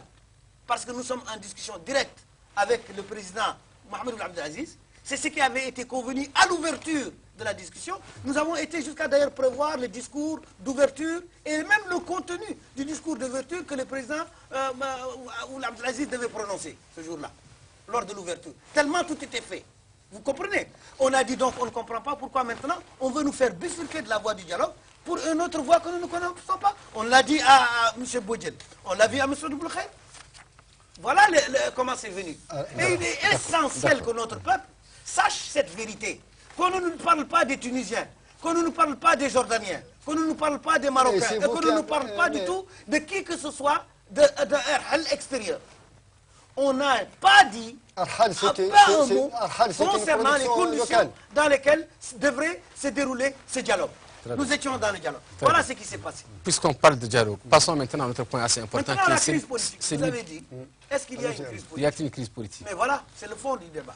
Mais écoutez, nous sommes dans une crise politique classique, c'est-à-dire une crise des institutions. Mais aujourd'hui, là, lui, vous avez dit qu'il appartient à la majorité présidentielle. Vous savez qu'on est majorité présidentielle parce qu'on dispose d'une majorité au Parlement. C'est l'une des subtilités du droit constitutionnel. Il faut disposer d'une majorité au Parlement pour avoir ce qu'on appelle une majorité présidentielle. C'est parce qu'ils ont un nombre de députés qui sont majoritaires au Parlement qu'à ce moment-là, on bascule pour dire qu'il y a une majorité présidentielle. C'est ça, n'est-ce pas? Mais vous n'avez plus de majorité. Oui, je devine vous n'avez plus de majorité parlementaire. Il n'y a plus dans ce pays de majorité parlementaire depuis 1 an. Pourquoi? Parce que, et le texte constitutionnel est précis, les mandats des parlementaires a expiré et les prérogatives du Parlement ont expiré. C'est la Constitution qui le dit. Eux-mêmes, ils s'en sont rendus compte, puisqu'ils ont fait voter une loi en janvier par laquelle ils prolongent le mandat des députés. C'est la réforme constitutionnelle de janvier, congrès de la Constitution. Mais je vous pose une question, messieurs les journalistes. Et là, c'est la logique, c'est le bon sens. Que s'est-il donc passé entre novembre, la période d'expiration du mandat, décembre et janvier? Quel est le statut juridique du Parlement entre cette période de l'expiration et le moment ex post facto, après coup, où on va prendre une loi de validation? Par un Parlement dont les pouvoirs, justement, sont suspendus, puisqu'il n'y a plus de fondement légal constitutionnel depuis novembre. Donc, on se trouve, et ce n'est pas mon mot, là encore, je vais faire je vais prendre le témoignage d'un acteur direct de cette histoire-là, à savoir Mohamed Ould Abdel Aziz lui-même. Il a dit que si les élections n'ont pas lieu à temps, et il l'a dit en septembre, eh bien, il y aura un vide juridique. Il l'a dit à France 24, et ça a été repris par toute la presse internationale et nationale. Et Gourmaud, il y a donc eu un vide juridique. C'est clair, il y a un vide juridique selon vous. Vous avancez que nous ne sommes pas dans une crise institutionnelle. Je ne me suis pas encore prononcé sur le sujet, mais comme le professeur le connaît, moi je pense que... D'ailleurs, dans mon introduction, j'ai fait référence à ça. Tout d'abord, sur les derniers points que M. Lo a abordés, c'est-à-dire le déroulement des élections à date prévue par la Constitution et par... nous avons souvent discuté de ce problème. Comme vous le savez, il y a deux schémas. Il y a un schéma normal, situation apaisée, pas de problème, pas de problème, et les élections se passent à l'échéance des mandats qui est prévu en général, suivant les pays. En général, c'est par des lois organiques, je suppose. Donc, ce n'est pas fixé par la Constitution, les délais de fin des mandats, en particulier en France. Ce qui a amené même les Français, une fois au moins que je connaisse, à reculer les élections de 110 ou 111 jours parce qu'elles coïncidaient avec l'élection présidentielle, etc., etc. Donc, par ailleurs, et là, il ne faut pas être hors contexte. En Afrique, de façon constante, et je prends à témoin le professeur Gourmaud, et dans des situations de crise ou post-crise, on est dans d'autres schémas. Nous, comme je l'ai dit, nous venons d'une crise politique qui a été, où nous étions redevables d'un dialogue politique qui n'a pas pu se passer en première année pour les raisons que j'ai évoquées et pour les raisons qu'il a évoquées lui aussi. Alors, une fois qu'on s'engage dans ce dialogue, et là je pense que, en tout cas, il ne peut pas contester que dans la feuille de route de l'opposition et dans la déclaration hier du président Mohamed Mouloud dans son interview, il a dit, et dans la charte de l'opposition, la charte de la Côte en date du 3 août, il est clairement fait référence que pas d'élection sans consensus. Moi, j'aimerais bien être fixé. Oui. Je ne suis pas spécialement taré, mais je veux que les citoyens lambda puissent s'y retrouver. Dans la feuille de route échangée, dans la charte de l'opposition en date du 3 août, dans l'interview du président Mohamed Mouloud hier, ils disent nous refusons absolument toute élection non consensuelle. Et d'un autre côté, ils disent non, il fallait tenir les élections, sinon il y aurait un vide, etc., etc. Il y a un manque de linéarité et un manque de cohérence et à tout le moins, quelque part, un petit grain de mauvaise foi. Parce que, laissez-moi terminer, je vous en prie, laissez-moi terminer. Parce que, quand nous avons reçu la feuille de route de l'opposition, la fameuse feuille de route, la première phrase, c'était, en arabe, le sens, traduction libre, c'est interdiction ou refus de toute date d'élection non consensuelle. Je pense que c'est à peu près ça la phrase. C'est la première. Alors, comme on était dans des discussions, au début avec la totalité de la Côte, après avec une partie de la Côte, il est évident qu'il était, j'allais dire, un peu déloyal, un peu pas galant, de fixer des dates d'élection non consensuelles. Ce n'était pas normal. Et donc, il a été décidé de reculer les élections jusqu'à ce que le dialogue se termine, jusqu'à ce qu'on reformule la gouvernance électorale, le code électoral, les réformes dont j'ai parlé, qui sont des réformes extrêmement... Et moi, je suis surpris qu'on ait abattu un travail de qualité qui a introduit tant de justice et tant de transparence et tant de mécanismes de supervision.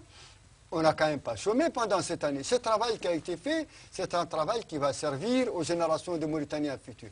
Et dans ce pays, il ne se passera plus d'élections non transparentes avec le nouveau système. Nous, on n'a pas chômé, même si nous avons reculé les élections. Et moi, je voudrais poser la question au professeur Gourmaud. Allez-y, il est en face de vous. Non, je voudrais lui poser une question, parce que là, je ne comprends rien. Un, est-ce qu'on reproche qu'on n'a pas tenu d'élection?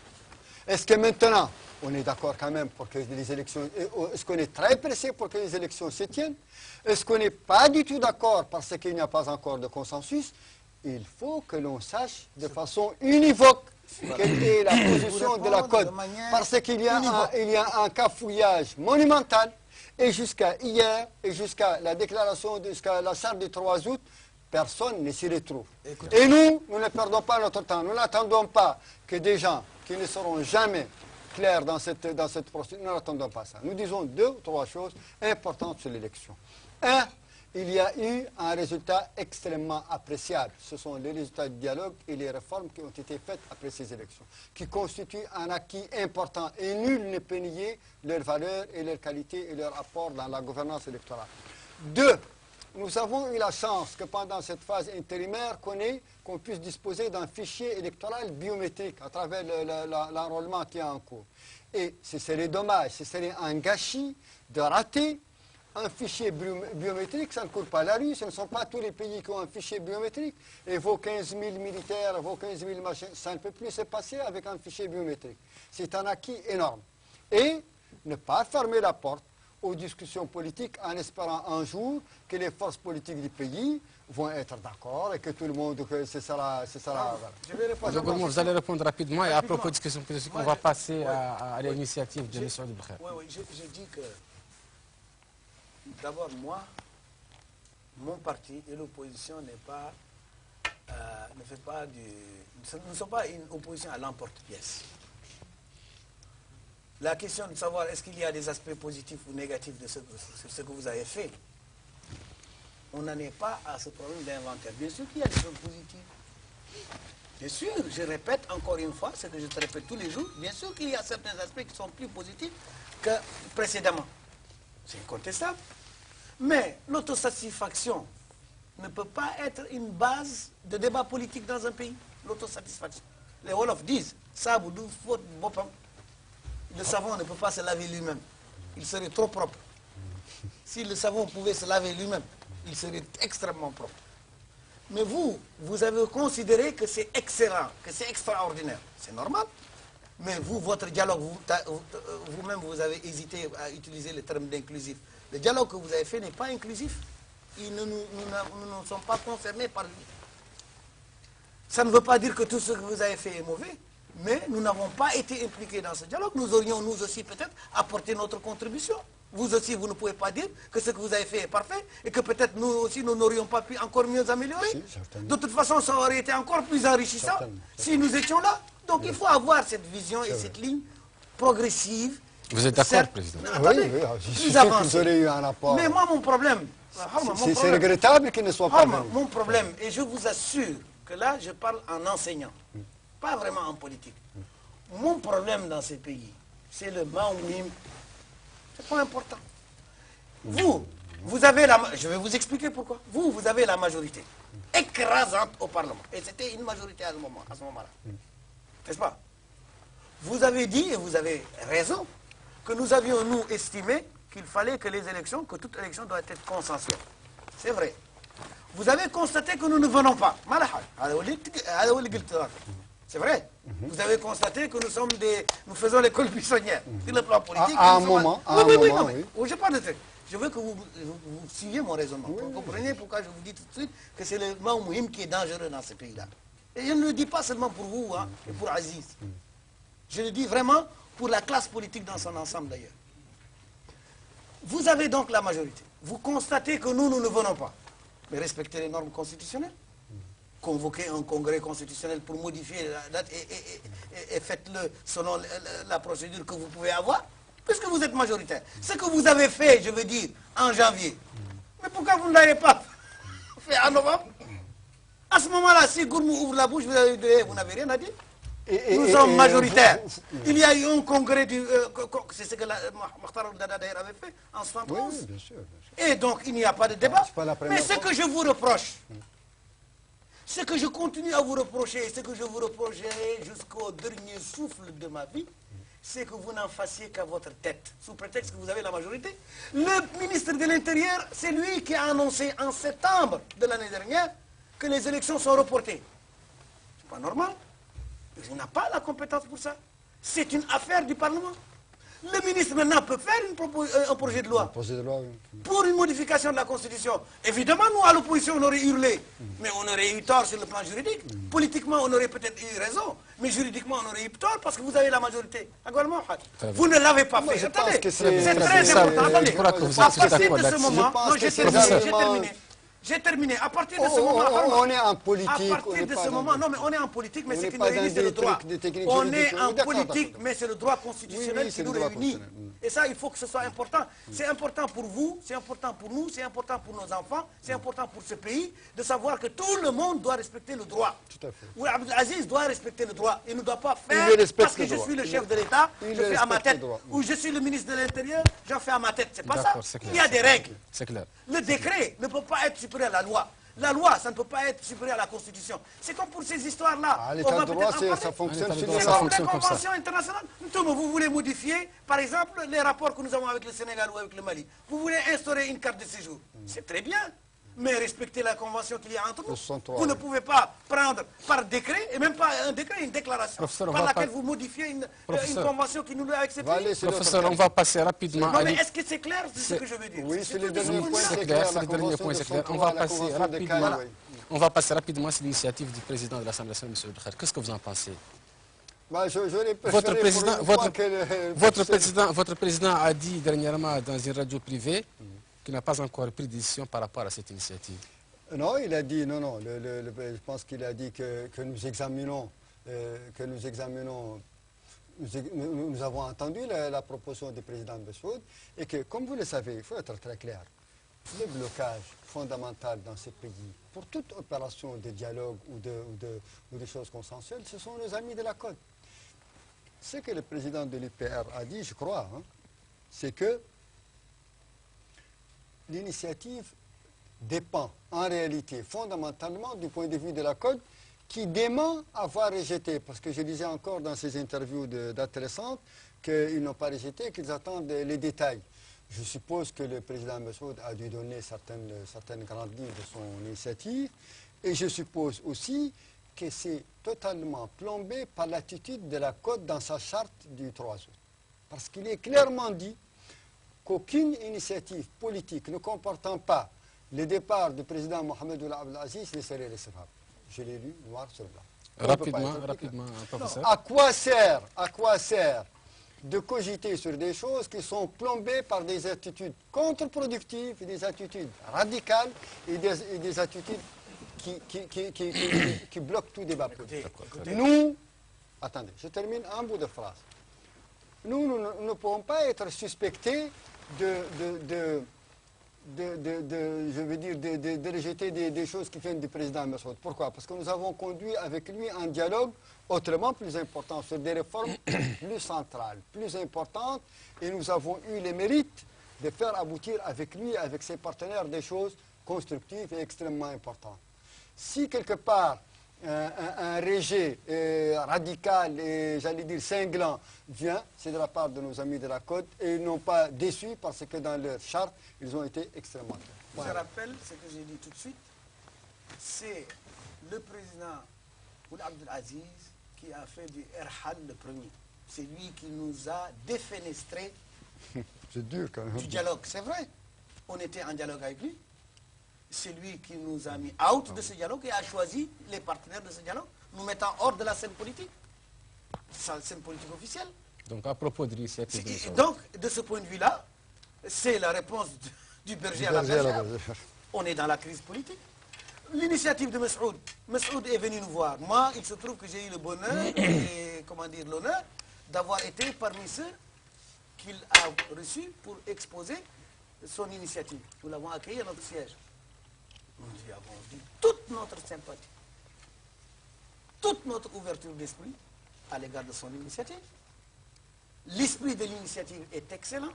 Regrouper les Mauritaniens, toutes tendances confondues, pour trouver une solution à la crise, sur la base d'une discussion civilisée entre nous, c'était excellent. C'est une bonne idée. C'est ce que nous avons dit. Nous l'avons dit publiquement. Nous avons dit également que l'idée qu'il y ait un gouvernement d'union nationale pour nous faire sortir de cette impasse, nous avons dit que c'est excellent. C'est également ce que nous avions dit. Ça fait partie de la feuille de route. Nous avons dit que nous applaudissons dès demain. Maintenant, lui, il n'a pas encore peaufiné l'image de ce dialogue. Mouloud, le président Mouloud a dit dans l'interview que vous évoquez que Messoud, nous attendons qu'il formalise, parce que c'était des idées qu'il lançait d'abord. Et la charte, ce que j'ai dit à propos de la charte, ce que nous avons dit à propos de la charte, encore une fois, est très clair. Nous avons dit... Est-ce que ce que j'ai dit est conforme à ce qui est écrit, oui ou non? Nous avons dit que le départ de Ould Abdelaziz, aujourd'hui, dans les conditions dans lesquelles nous vivons dans ce pays-là, c'est la meilleure condition pour sortir de notre impasse. C'est là la base de votre impasse à vous. Votre impasse à vous. Ça, c'est notre position. Maintenant, si votre impasse à vous, peut-être. Mais en tout cas, mais Mohamed Aziz est le premier à avoir dit, c'est le premier à avoir dit qu'il faut renouveler la classe politique, qu'il faut faire partir tout le monde. Donc, là-dessus, on n'a pas de leçon à nous donner. Écoutez, réciproquement. Vous non plus, vous n'avez pas de leçon à donner. Moi, je pense que les positions... Nous n'avons pas le choix. Que les positions radicales et que les positions anticonstitutionnelles et les positions qui ne riment à rien du tout ne sont pas démises. Je pense qu'il faut être sérieux. Pardon, permets-moi de te tutoyer. Ce que tu as dit tout à l'heure était positif. Oui, il est bon d'apaiser le climat politique en Mauritanie, de fixer consensuellement des règles du jeu, comme je l'ai dit tout à l'heure, de l'alternance, de calmer les jeux parce que nous sommes entre un groupe de gens qui se connaissent pour l'essentiel, ce sont des amis, il y a beaucoup de relations, etc.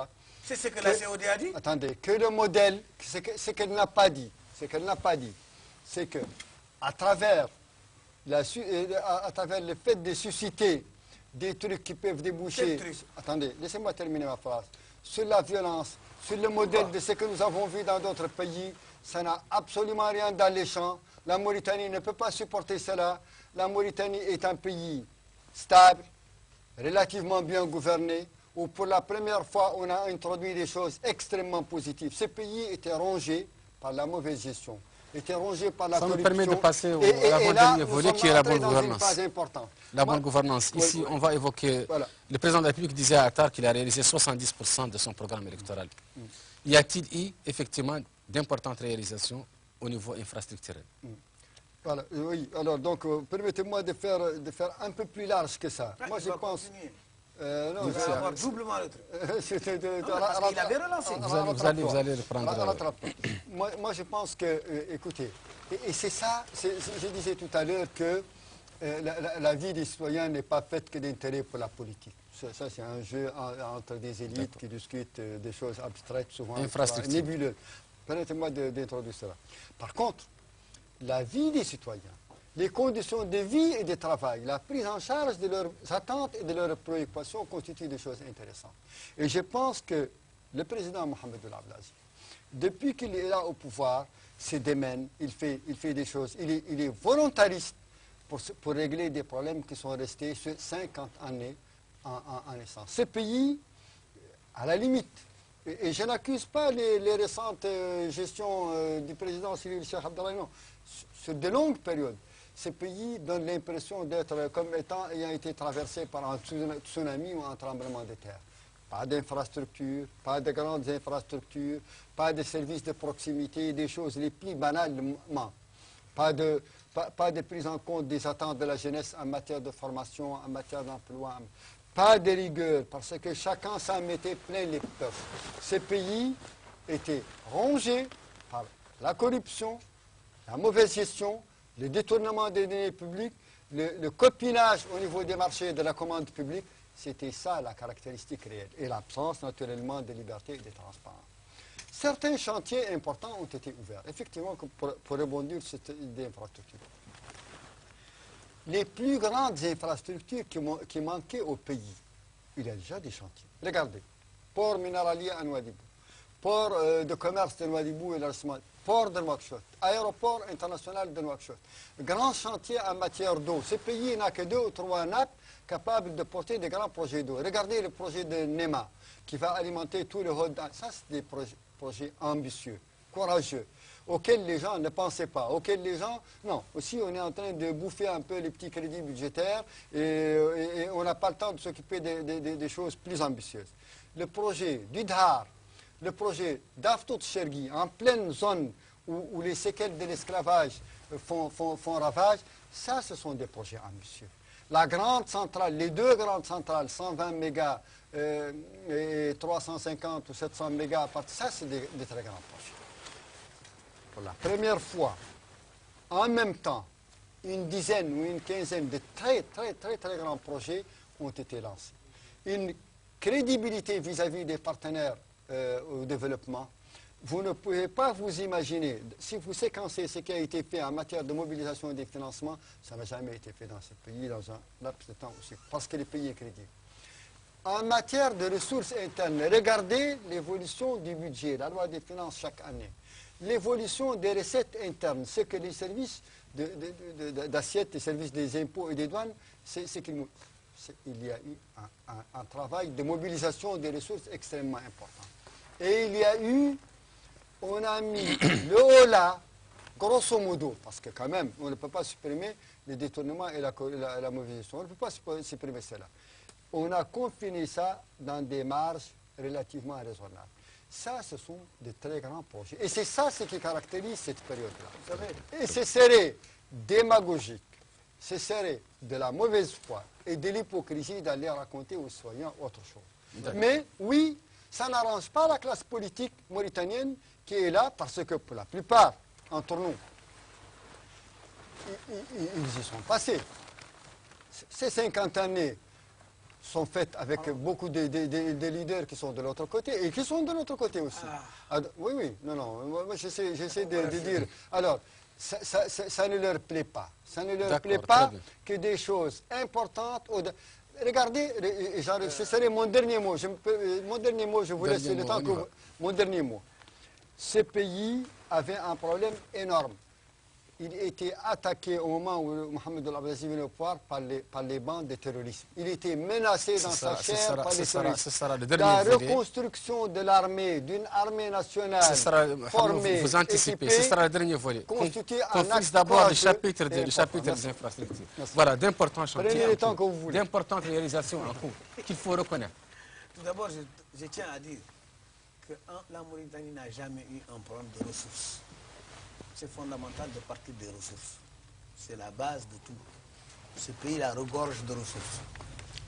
Et vit et ne vit que de ces ressources. Mais la question n'est pas celle des ressources, c'est qu'est-ce qu'on fait de ces ressources. De la gestion. La question de la distribution et de la redistribution. C'est ça qui est fondamental. Et c'est ça qui crée, qui pèse lourdement dans la vie des gens. Puisque effectivement, Horma a bien fait de dire que ce qui importe aux gens, c'est comment ils vivent. L'amélioration des conditions de vie des populations, l'amélioration des conditions de vie des masses. Comment le petit pauvre vit, qu'est-ce qui s'est amélioré réellement dans sa vie. Est-ce que les prix des denrées auxquels il accède a augmenté ou a baissé? Est-ce que l'école est plus accessible ou moins accessible actuellement? Est-ce que la santé est plus accessible ou moins accessible maintenant? Est-ce que les routes là qui sont construites, est-ce que le transport, parce qu'une route, c'est pas seulement, tu regardes, c'est pour rouler dessus. Est-ce que le prix du transport là, sur les belles routes là qui sont faites, qu'on a aménagées, est-ce que le prix du transport a augmenté ou a baissé? Voilà les questions fondamentales autour desquelles tourne l'économie. Toute économie se réduit à ça. Pas les chiffres. Les chiffres là, c'est magique. Depuis l'époque des Grecs et même depuis l'Égypte pharaonique. La Kabbale est là. On peut tout faire des chiffres. Les chiffres qu'on avance sont réels d'ailleurs actuellement. Pour la plupart d'entre eux. Parce que c'est des chiffres qui résultent de nos exportations. Nos exportations, c'est le fer. Le prix du fer a augmenté, sauf maintenant, là, ça baisse. Et il faut faire attention. Mais ça a beaucoup augmenté à cause de l'émergence de certaines puissances, notamment de la Chine. Les briques. Oui. L'or. Le prix de l'or s'est envolé pour la raison de la crise. quand il y a une crise, généralement, il y a une envolée de l'or. C'est la valeur refuge. Le poisson, parce qu'il y a une crise alimentaire dans le monde, avec d'ailleurs les problèmes que nous avons actuellement, enfin bon, que nous avons pu avec les Européens, etc. Bref, les ressources de nos pays de ces dernières années ont beaucoup augmenté. C'est donc normal que les recettes budgétaires, comme tu l'as dit d'ailleurs, aient effectivement été améliorées. Ça c'est vrai. Donc là, il n'y a pas de problème. Mais la question, elle est, mais comment ça s'est ressenti dans la vie de tout un chacun? Là, je vais donner quelqu'un sur une institution pour laquelle il n'y aura pas de divergence entre toi et moi. C'est la Banque mondiale et FMI. Après avoir constaté l'amélioration effectivement de ces recettes... J'ai lu les rapports. Mais vous avez vu? Élogieux. Oh, très élogieux. Très élogieux. C'est ça le problème. Que la Mauritanie a pu supporter les chocs. Vous savez ce qu'ils disent également? Oui, je l'ai dit. Vous savez ce qu'ils disent également? Vous savez ce qu'ils disent en matière de redistribution? Vous savez ce qu'ils disent en matière de lutte contre la pauvreté? Vous savez ce qu'ils disent en matière de marché et de transparence dans les marchés? Qu'est-ce qu'ils disent? Ils disent que la Mauritanie doit faire un effort en matière de transparence des marchés pour baisser les marchés à gré à gré. C'est extrêmement important. Parce que parmi les éléments fondamentaux de cette redistribution dont je vous parle, et des petites marges que tu évoques concernant la corruption, il y a l'océan des marchés opaques. Parce que ça provoque le monopolisme. Parce que ça provoque la concentration des richesses. Ça force la redistribution. Ça détourne les moyens de l'État en faveur des groupes, de clientèle, d'individualités qui subitement s'enrichissent de manière extraordinaire. Ça, c'est la réalité qui fait que n'importe quel marché devient douteux, même s'il est bon. N'importe quelle route à construire, même si elle est adorée par la population, devient l'occasion d'enrichissement qui déstabilise la raison même pour laquelle celle-ci a été faite. Regardez l'état des routes. C'est vrai, il y a eu beaucoup de routes. Est-ce que les conditions dans lesquelles ces routes sont faites sont toujours les meilleures? Est-ce que les aménagements... Moi, j'ai dit... Mon ami, tu m'as promis de me laisser parler tant que je veux. Je suis encore dans les limites. Écoute, marché public, est-ce que tu as vu la réforme des marchés publics? Non, c'est pas le problème des réformes. Régulation, contrôle... meurt et étouffe sous les réformes. Tous les matins, vous avez une nouvelle de réforme. Ce n'est pas une question de texte. Les réformes, il y en a de bien. Il y a de très bonnes réformes que vous avez prises. Il y a d'excellents projets qui sont effectivement ceux que vous avez cités, qui sont formidables. Certains d'ailleurs, même beaucoup d'entre eux, sont des projets qui existaient avant. Même certains datent de l'époque de Oultaya. Et même certains, et vous serez surpris de l'apprendre, datent même de l'époque de Mokhtar Oudada. Et vous les avez continués, c'est une très bonne chose. Mais j'ai dit, pourriez-vous citer pour les téléspectateurs, qu'il y a un problème les téléspectateurs deux ou trois marchés de gré à gré? Le problème, c'est que l'État lui-même désormais est devenu paralytique. L'administration de l'État est paralysée. Aujourd'hui, vous avez une extraordinaire concentration du pouvoir entre des mains qui de plus en plus sont des mains étroites et qui font que justement cette redistribution ne peut pas se faire. Il manque d'oxygène dans le fonctionnement des institutions publiques, dans le fonctionnement de l'administration. Regardez l'état de l'école. Vous savez que c'est une catastrophe. Or, vous savez que vos enfants ne vivent pas une école normale dans ce pays. Parce que ça vaut l'eau. C'est la catastrophe. Et vous êtes au pouvoir depuis 4 ans maintenant. En tout cas, je suis surpris de ces déclarations sur les marchés publics, parce que jamais il n'y a eu autant de transparence. Il y a réforme, le gré à gré. C'est pas vrai. Le gré à gré. C'est pas vrai. Il y a des chiffres. Ce n'est pas vrai. Le gré à gré, là. Ce n'est pas vrai. Moi, je vous dis... Le gré à gré. Et ça, si vous allez, il suffit de visiter les sites Allez-y, regardez les sites de la Commission des marchés. Vous serez surpris. Allez-y. Vous savez quel est le pourcentage officiel des marchés de gré à gré? Vous savez quel est le pourcentage officiel des marchés à gré à gré? Vous savez quel est le pourcentage officiel? Autour de 30%. Non, c'est pas vrai. C'est fou. Attendez, et puis... C'est fou. Et ça, on a dit, vous le redire, vous êtes un spécialiste du droit, vous le connaissez très bien. Ensuite, laissez-moi terminer. Dans tout système de marché public, il y a des gré à gré légaux parce qu'il n'y a pas de concurrence. Laissez-moi terminer. Laissez-moi terminer. Il y a effectivement... Le principe dans ces pays, c'est l'appel d'offres. Il n'a jamais été systématique et il n'y a jamais eu autant de transparence. Et je suis sûr que si on vous demande, donnez-nous un ou deux caractéristiques du Guélaguéré, vous creuserez les ménages, mais le marché de l'aéroport, c'est un formidable gré à gré. Non, c'est pas vrai, c'est un PPP, c'est un partenariat public-privé. Mais écoutez, mais quelle est la forme de ce marché? Quelle est la forme de ce marché? Oui. Est-ce qu'il y a une compétition? On a cherché des partenaires. On a cherché, vous avez cherché quoi? Vous avez cherché des partenaires? Vous n'avez pas le droit de chercher des marginales. Vous avez le code des marchés qui s'impose à tout le monde. Vous avez fait du n'importe quoi sur ça. On va passer au dernier. Vous avez fait du n'importe quoi. Juridiquement, c'est un marché qui est inexistant du point de vue juridique. Il n'est pas seulement illégal, il est inexistant. Et je dis à ceux qui ont passé ce marché qu'ils ont pris un risque énorme parce que ce marché-là, juridiquement, il est inexistant. Là encore, vous auriez pu passer le marché en respectant un certain nombre de conditions qui vous assurent la pérennité demain. Or, il se trouve que demain, n'importe quel gouvernement qui viendra, y compris d'ailleurs si vous étiez reconduit un jour, vous pourriez le remettre en cause. C'est une épée de Damoclès qui pèse sur ceux financiers qui vont dépenser des milliards. C'est une précarité énorme. Professeur, on passe au dernier chapitre de notre débat qui est relatif à la diplomatie et à la sécurité. Tout de suite, vous disiez qu'il y a une réforme, que l'armée a été suréquipée, ou plutôt bien équipée, par rapport à au mouvement de rectification d'août 2008. Et on ne peut pas évoquer la diplomatie sans parler du cas de Senoussi. De Senoussi, c'est ça l'actualité. Alors, donc, sur la sécurité, parce que ce qui nous intéresse au premier chef, c'est la sécurité de nos citoyens, c'est de les mettre à l'abri des situations de guerre et des situations d'instabilité. Comme vous le savez, au moment où le président Mohamed Abdelaziz, où ce système, ce régime politique est venu, nous étions dans une situation qui n'était pas enviable. Il y avait des bandes de terroristes qui étaient, donc, l'AQMI, qui est délocalisée au nord du Mali, qui faisaient des incursions, qui déstabilisaient le pays, qui faisaient fuir les investisseurs et les touristes.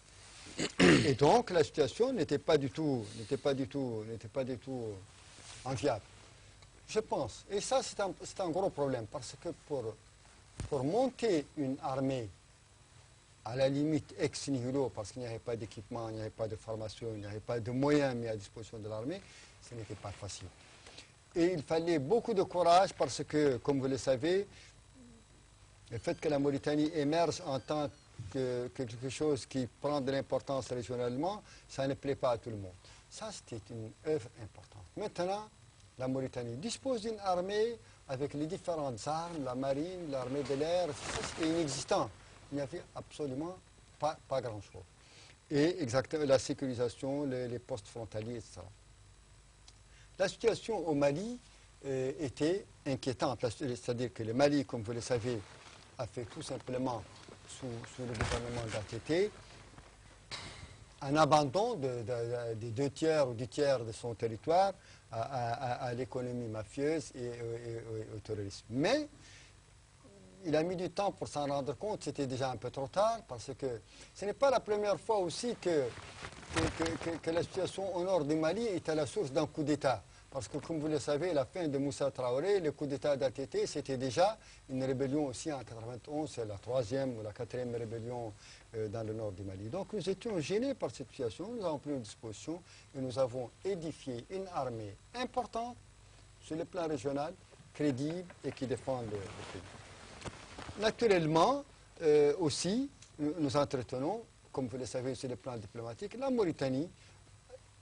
La Mauritanie est digne de confiance maintenant parce qu'elle se prend en charge, elle se gère bien, elle ne commande pas, ce n'est pas un pays qui tend la main pour la charité, au contraire. La Mauritanie optimise ses ressources, mobilise ses ressources intérieures, fait appel dans des conditions décentes et normales au concours des partenaires étrangers. Ce n'est pas un pays mendiant qu'on achète avec 10 millions de dollars, 20 millions de dollars. Ça, c'est le respect de la Mauritanie. Et nous, ce qui nous intéresse, c'est l'intérêt de notre pays. Ce n'est pas ce que pensent les autres. C'est notre intérêt fondamental. Nos intérêts stratégiques, nos intérêts économiques, nos intérêts financiers, la protection de notre diaspora à l'extérieur, puisque nous avons beaucoup de Mauritaniens à l'étranger. et l'architecture diplomatique et naturellement des relations de bon voisinage avec les pays qui sont autour de nous. Je pense sincèrement que la Mauritanie est respectable aujourd'hui parce qu'elle pèse, parce qu'elle est crédible, parce qu'elle défend ses intérêts, parce qu'elle entretient des relations, c'est la base de la confiance. Et si vous me permettez une dernière petite minute, puisque j'ai vu que beaucoup de racontars et de suppositions au sujet de la situation du Mali, que voilà, qu'attention, si vous voyez, vous allez voir ce que vous allez voir, etc. etc. J'aimerais faire un petit historique sur la situation du Mali, puisque c'est quand même un pays voisin qui nous intéresse. Le Mali est à sa 4e rébellion, qui a déjà commencé. Première rébellion, 58, au moment avant l'indépendance. Il fallait une place pour les gens du Nord. Les gens du Nord, tout ethnie confondue, ce n'est pas un problème de Touareg et d'Arabes, c'est un problème de Sonrail, de Soninké, de Peul. Voilà, les gens voulaient un peu d'autonomie. Deuxième rébellion, en 63, où il y a eu des gens qui ont été condamnés, qui ont été exécutés, et c'est peut-être ça. Et puis une longue accalmie. Et en 88 ou 92, 91, il y a eu une nouvelle rébellion, etc., etc. Et il y a une corrélation, en tout cas pour 2 fois, entre les coups d'État au Mali et les rébellions. Et on n'a jamais réglé... maintenant, on se perd dans la crise malienne. Il y a plusieurs crises maliennes. Il y a une crise qui concerne les populations du Nord qui veulent des autonomies, etc., etc. Il y a une crise politique au Sud aussi. Il y a des problèmes d'alternance au pouvoir, etc. Et nous, notre position sur le sujet est très claire.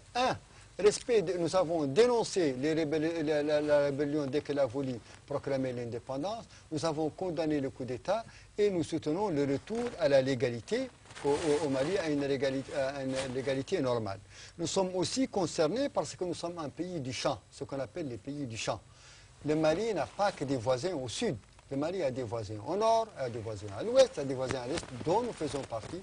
Nous partageons avec lui l'une de ses plus longues frontières avec le pays.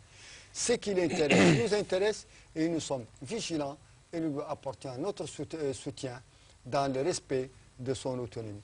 Et justement, ce qui est arrivé au Mali pouvait être envisagé en Mauritanie si nous n'avons pas pris des dispositions pour nous protéger, pour bâtir une armée, pour bâtir un système de sécurité et pour être préparé. C'est ça. En ce qui concerne d'abord la situation de notre armée, avant et ce qu'elle est devenue après. Il y a eu des efforts qui ont été consentis, c'est manifeste, c'est évident.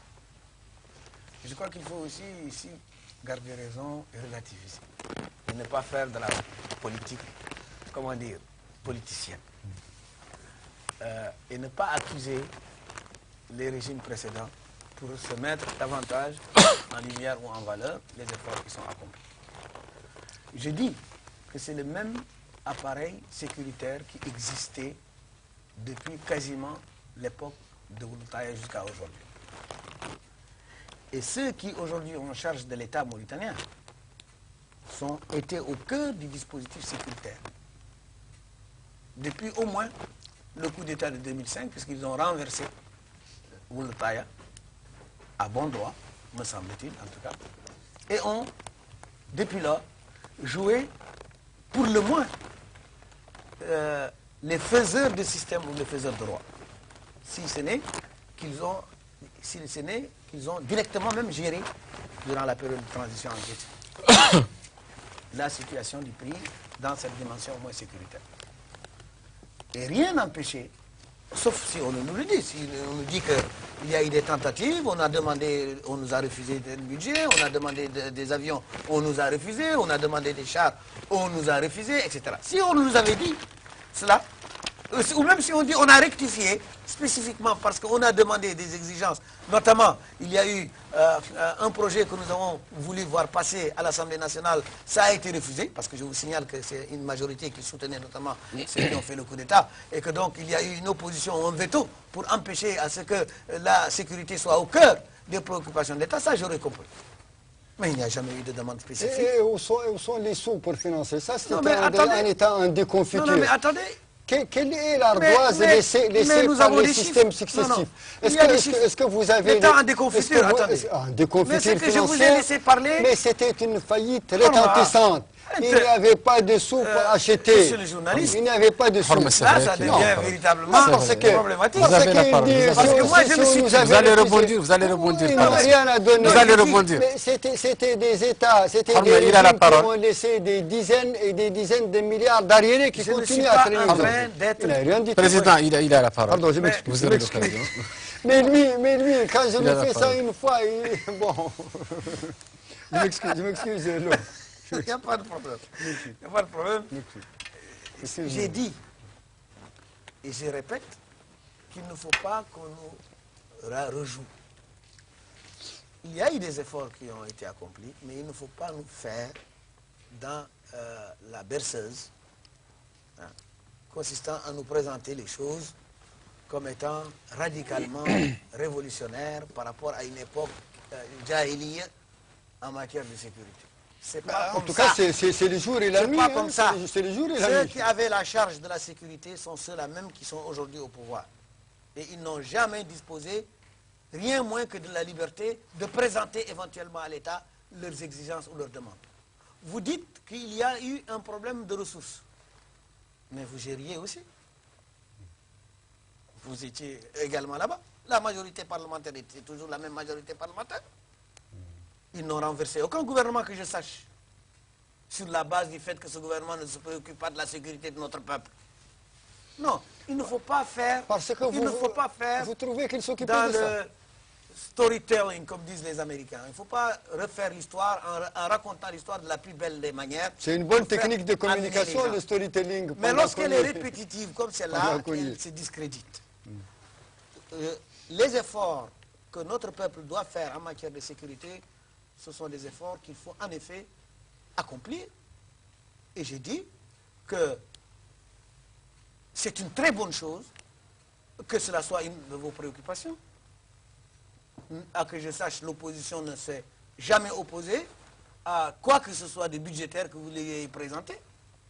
On n'a jamais dit que vous ne devez pas faire le moindre effort pour la sécurité des gens. Maintenant, est-ce que cette sécurité est assurée? La sécurité n'est pas assurée. Elle n'est assurée d'ailleurs nulle part dans le monde, parce que ceux à qui on a affaire, ce sont des groupes terroristes. Les groupes terroristes ont attaqué la première puissance dans le monde, les États-Unis d'Amérique. Ce sont des menaces asymétriques, comme on dit. Elles sont asymétriques, excellent. Ce n'est pas des menaces, c'est pas contre le Mali qu'on en a, ou contre l'Algérie, ou contre le Sénégal. Ce n'est pas une armée régulière qu'on constitue pour lutter contre une autre armée régulière. Une menace asymétrique, comme tu l'as dit très bien, ne se mène pas à coup tellement d'aviation. C'est beaucoup plus compliqué. Je ne suis pas un spécialiste, je ne m'engage pas sur ce terrain. Mais j'ai dit qu'il faudrait que nous relativisions les choses. Par contre, nous, ce que nous n'avons pas aimé à l'opposition, on l'a dit, c'est que nous soyons montés au créneau à partir du moment, et malheureusement peut-être que c'est une coïncidence, peut-être que c'est un problème de communication, à partir du moment où Sarkozy, qui était en pleine offensive, en pleine campagne en France, a voulu faire de la prise de ces otages et de leur libération une dimension essentielle de ses rapports avec la sous-région, y compris avec Toumani Touré. Nous, on a dit non. Nous devons défendre notre territoire. Nous marchons avec Aziz s'il s'agit de lutter contre des attaques qui viennent d'ailleurs, que ce soit des menaces contre la ou Mauritanie. quoi que ce soit contre nous. Et nous allons prendre une disposition d'ailleurs en hérisson. S'il faut nous mobiliser, gars, on va se mobiliser aux frontières. Mais nous n'acceptons pas de mener des actions de commando pour libérer qui que ce soit. On n'en a pas les moyens d'intégrer l'Angleterre. On n'a pas les moyens pour ça. Donc, nous ne voulons pas faire ça. Et nous disons également que la crise malienne, nous devons savoir garder raison. Moi, je ne comprends pas, jusqu'au moment où je parle là, ça ne rentre pas dans ma petite tête, comment on peut laisser un mouvement qui est séparatiste avoir pignon sur rue en Nouakchott. Ils peuvent être là, il n'y a aucun problème, ce sont nos frères. Le MNLA, le MNLA, un porte-parole officiel ici, a fait des déclarations à partir de Nouakchott. Alors que nous avons un pays qui a des difficultés, c'est pas normal. Ça fait partie, mais vous savez, il y a combien vous savez le nombre de réfugiés maliens aujourd'hui? Les réfugiés... 107 000 Maliens sont en Mauritanie. Ce n'est pas parce qu'il y a des réfugiés. Ce n'est pas parce qu'il y a des réfugiés. Il n'est pas anormal qu'il y ait un ou deux MNLA. Le MNLA est un mouvement politico-militaire que je respecte d'ailleurs, qui ont leur approche, qui ont leur vision. Personne ne peut les condamner. Moi, personnellement, je ne les condamne pas parce qu'ils veulent ceci ou cela chez eux. Ça, c'est leur droit de discourir et d'agir dans leur pays ou dans ce qu'ils considèrent plus comme étant c'est leur problème, c'est pas notre problème. Le problème, c'est lorsque la Mauritanie se met à accueillir un mouvement politique, politico-militaire, qui est en action militaire contre un gouvernement, un État central en Mauritanie, au Mali, et qu'ils aient pignon sur lui ici. Ça crée des problèmes. Non, il n'a pas pignon sur lui. Il a pignon sur lui. Les problèmes, c'est vous. Non. Parce que les premiers à avoir fait la différence, c'est le ministre des Affaires étrangères. Je l'ai écouté sur les films. Moi, Gourmand, je l'ai écouté sur les films. À faire la différence entre le MNLA et ce qu'il appelle les groupes terroristes. Il n'avait pas à le faire. La preuve, c'est qu'ils se sont alliés et ils ont agi ensemble. Mais écoutez. Donc c'est une erreur. Il y a des erreurs. Vous, je sais que vous n'accepterez jamais de commettre des erreurs. Vous ne pouvez pas commettre des erreurs. Vous êtes parfait. Non, mais moi, pas du tout. je considère que c'est une erreur pour notre sécurité, justement, que de nous impliquer dans des conflits de cette nature. On n'est pas impliqué. Donc, nous avons... il faut demander... Alors, dites-moi. Je termine. Non, mais laissez-moi terminer. Pourquoi on condamne la déclaration unilatérale d'indépendance? Laissez-moi terminer. Et demander le retour à la normale. Le problème n'est pas... Et demander le retour à l'ordre constitutionnel normal. Le problème n'est pas dans la condamnation. Qu'il y ait quelqu'un qui se balade en Nouakchott tout comme... Il ne se balade pas. Et ce n'est pas d'ailleurs... Il n'a pas... C'est pas un problème. S'il se balade, c'est normal. La Mauritanie, c'est le Mali. Mais la question n'est pas là. La question, c'est la posture politique que représente un bureau, une représentation ici. Ça pose problème. Bon, maintenant, ceci étant dit, pour les autres volets diplomatiques, notre pays a des problèmes de voisinage. Nous avons des problèmes de voisinage, il faut le dire. Nous avons un problème de gestion des ressortissants étrangers dans notre pays. Et surtout des ressortissants étrangers du voisinage immédiat. C'est un grand problème. Nous savons dans quelles conditions la carte de séjour... Attendez, vous parlez de la carte là? Pas seulement. Vous êtes contre? Pas seulement. Alors, vous ne voulez pas que les pays... Vous ne voulez pas que les pays... Votre point de vue, c'est non, mais laissez-moi vous la formuler. Vous ne voulez pas que les pays jugent les flux migratoires. Attendez. Vous ne voulez pas que... Alors, vous, quand vous partez en France ou au Mali ou n'importe où, enfin, dans d'autres pays, on vous exige une carte de séjour. Et quand les gens viennent ici, vous ne voulez pas qu'on exige. Vous ne me ferez jamais dire ce que je n'ai pas dit de mon vivant. Écoutez, quand je serai mort, tu pourras à titre posthume commenter ce que j'ai dit. C'est un pays Mais je ou vous pas un regarde. pays? Laissez-moi dire ce que je pense. Rapidement, Gourmand, le temps de... Mais je suis surpris. C'est vrai que vous avez pris tout de suite Une minute, rapidement. De parler. La carte de séjour est une très bonne chose lorsqu'il s'agit en effet de contrôler, non pas seulement de contrôler, mais de gérer et les flux et le séjour des gens ici. Il n'y a aucun problème. Les conditions d'arrivée et de séjour? Mais j'ai dit que dans ce cas-là, il faudrait faire la différence nette et claire entre ce qui relève des étrangers à statut classique et les étrangers à statut privilégié avec lesquels nous avons des conventions internationales. Vous êtes d'accord? C'est ce que j'ai dit. Puisque vous êtes d'accord, je crois. Mesdames, Messieurs, c'est la fin de cette édition. Je vous remercie de l'avoir suivi.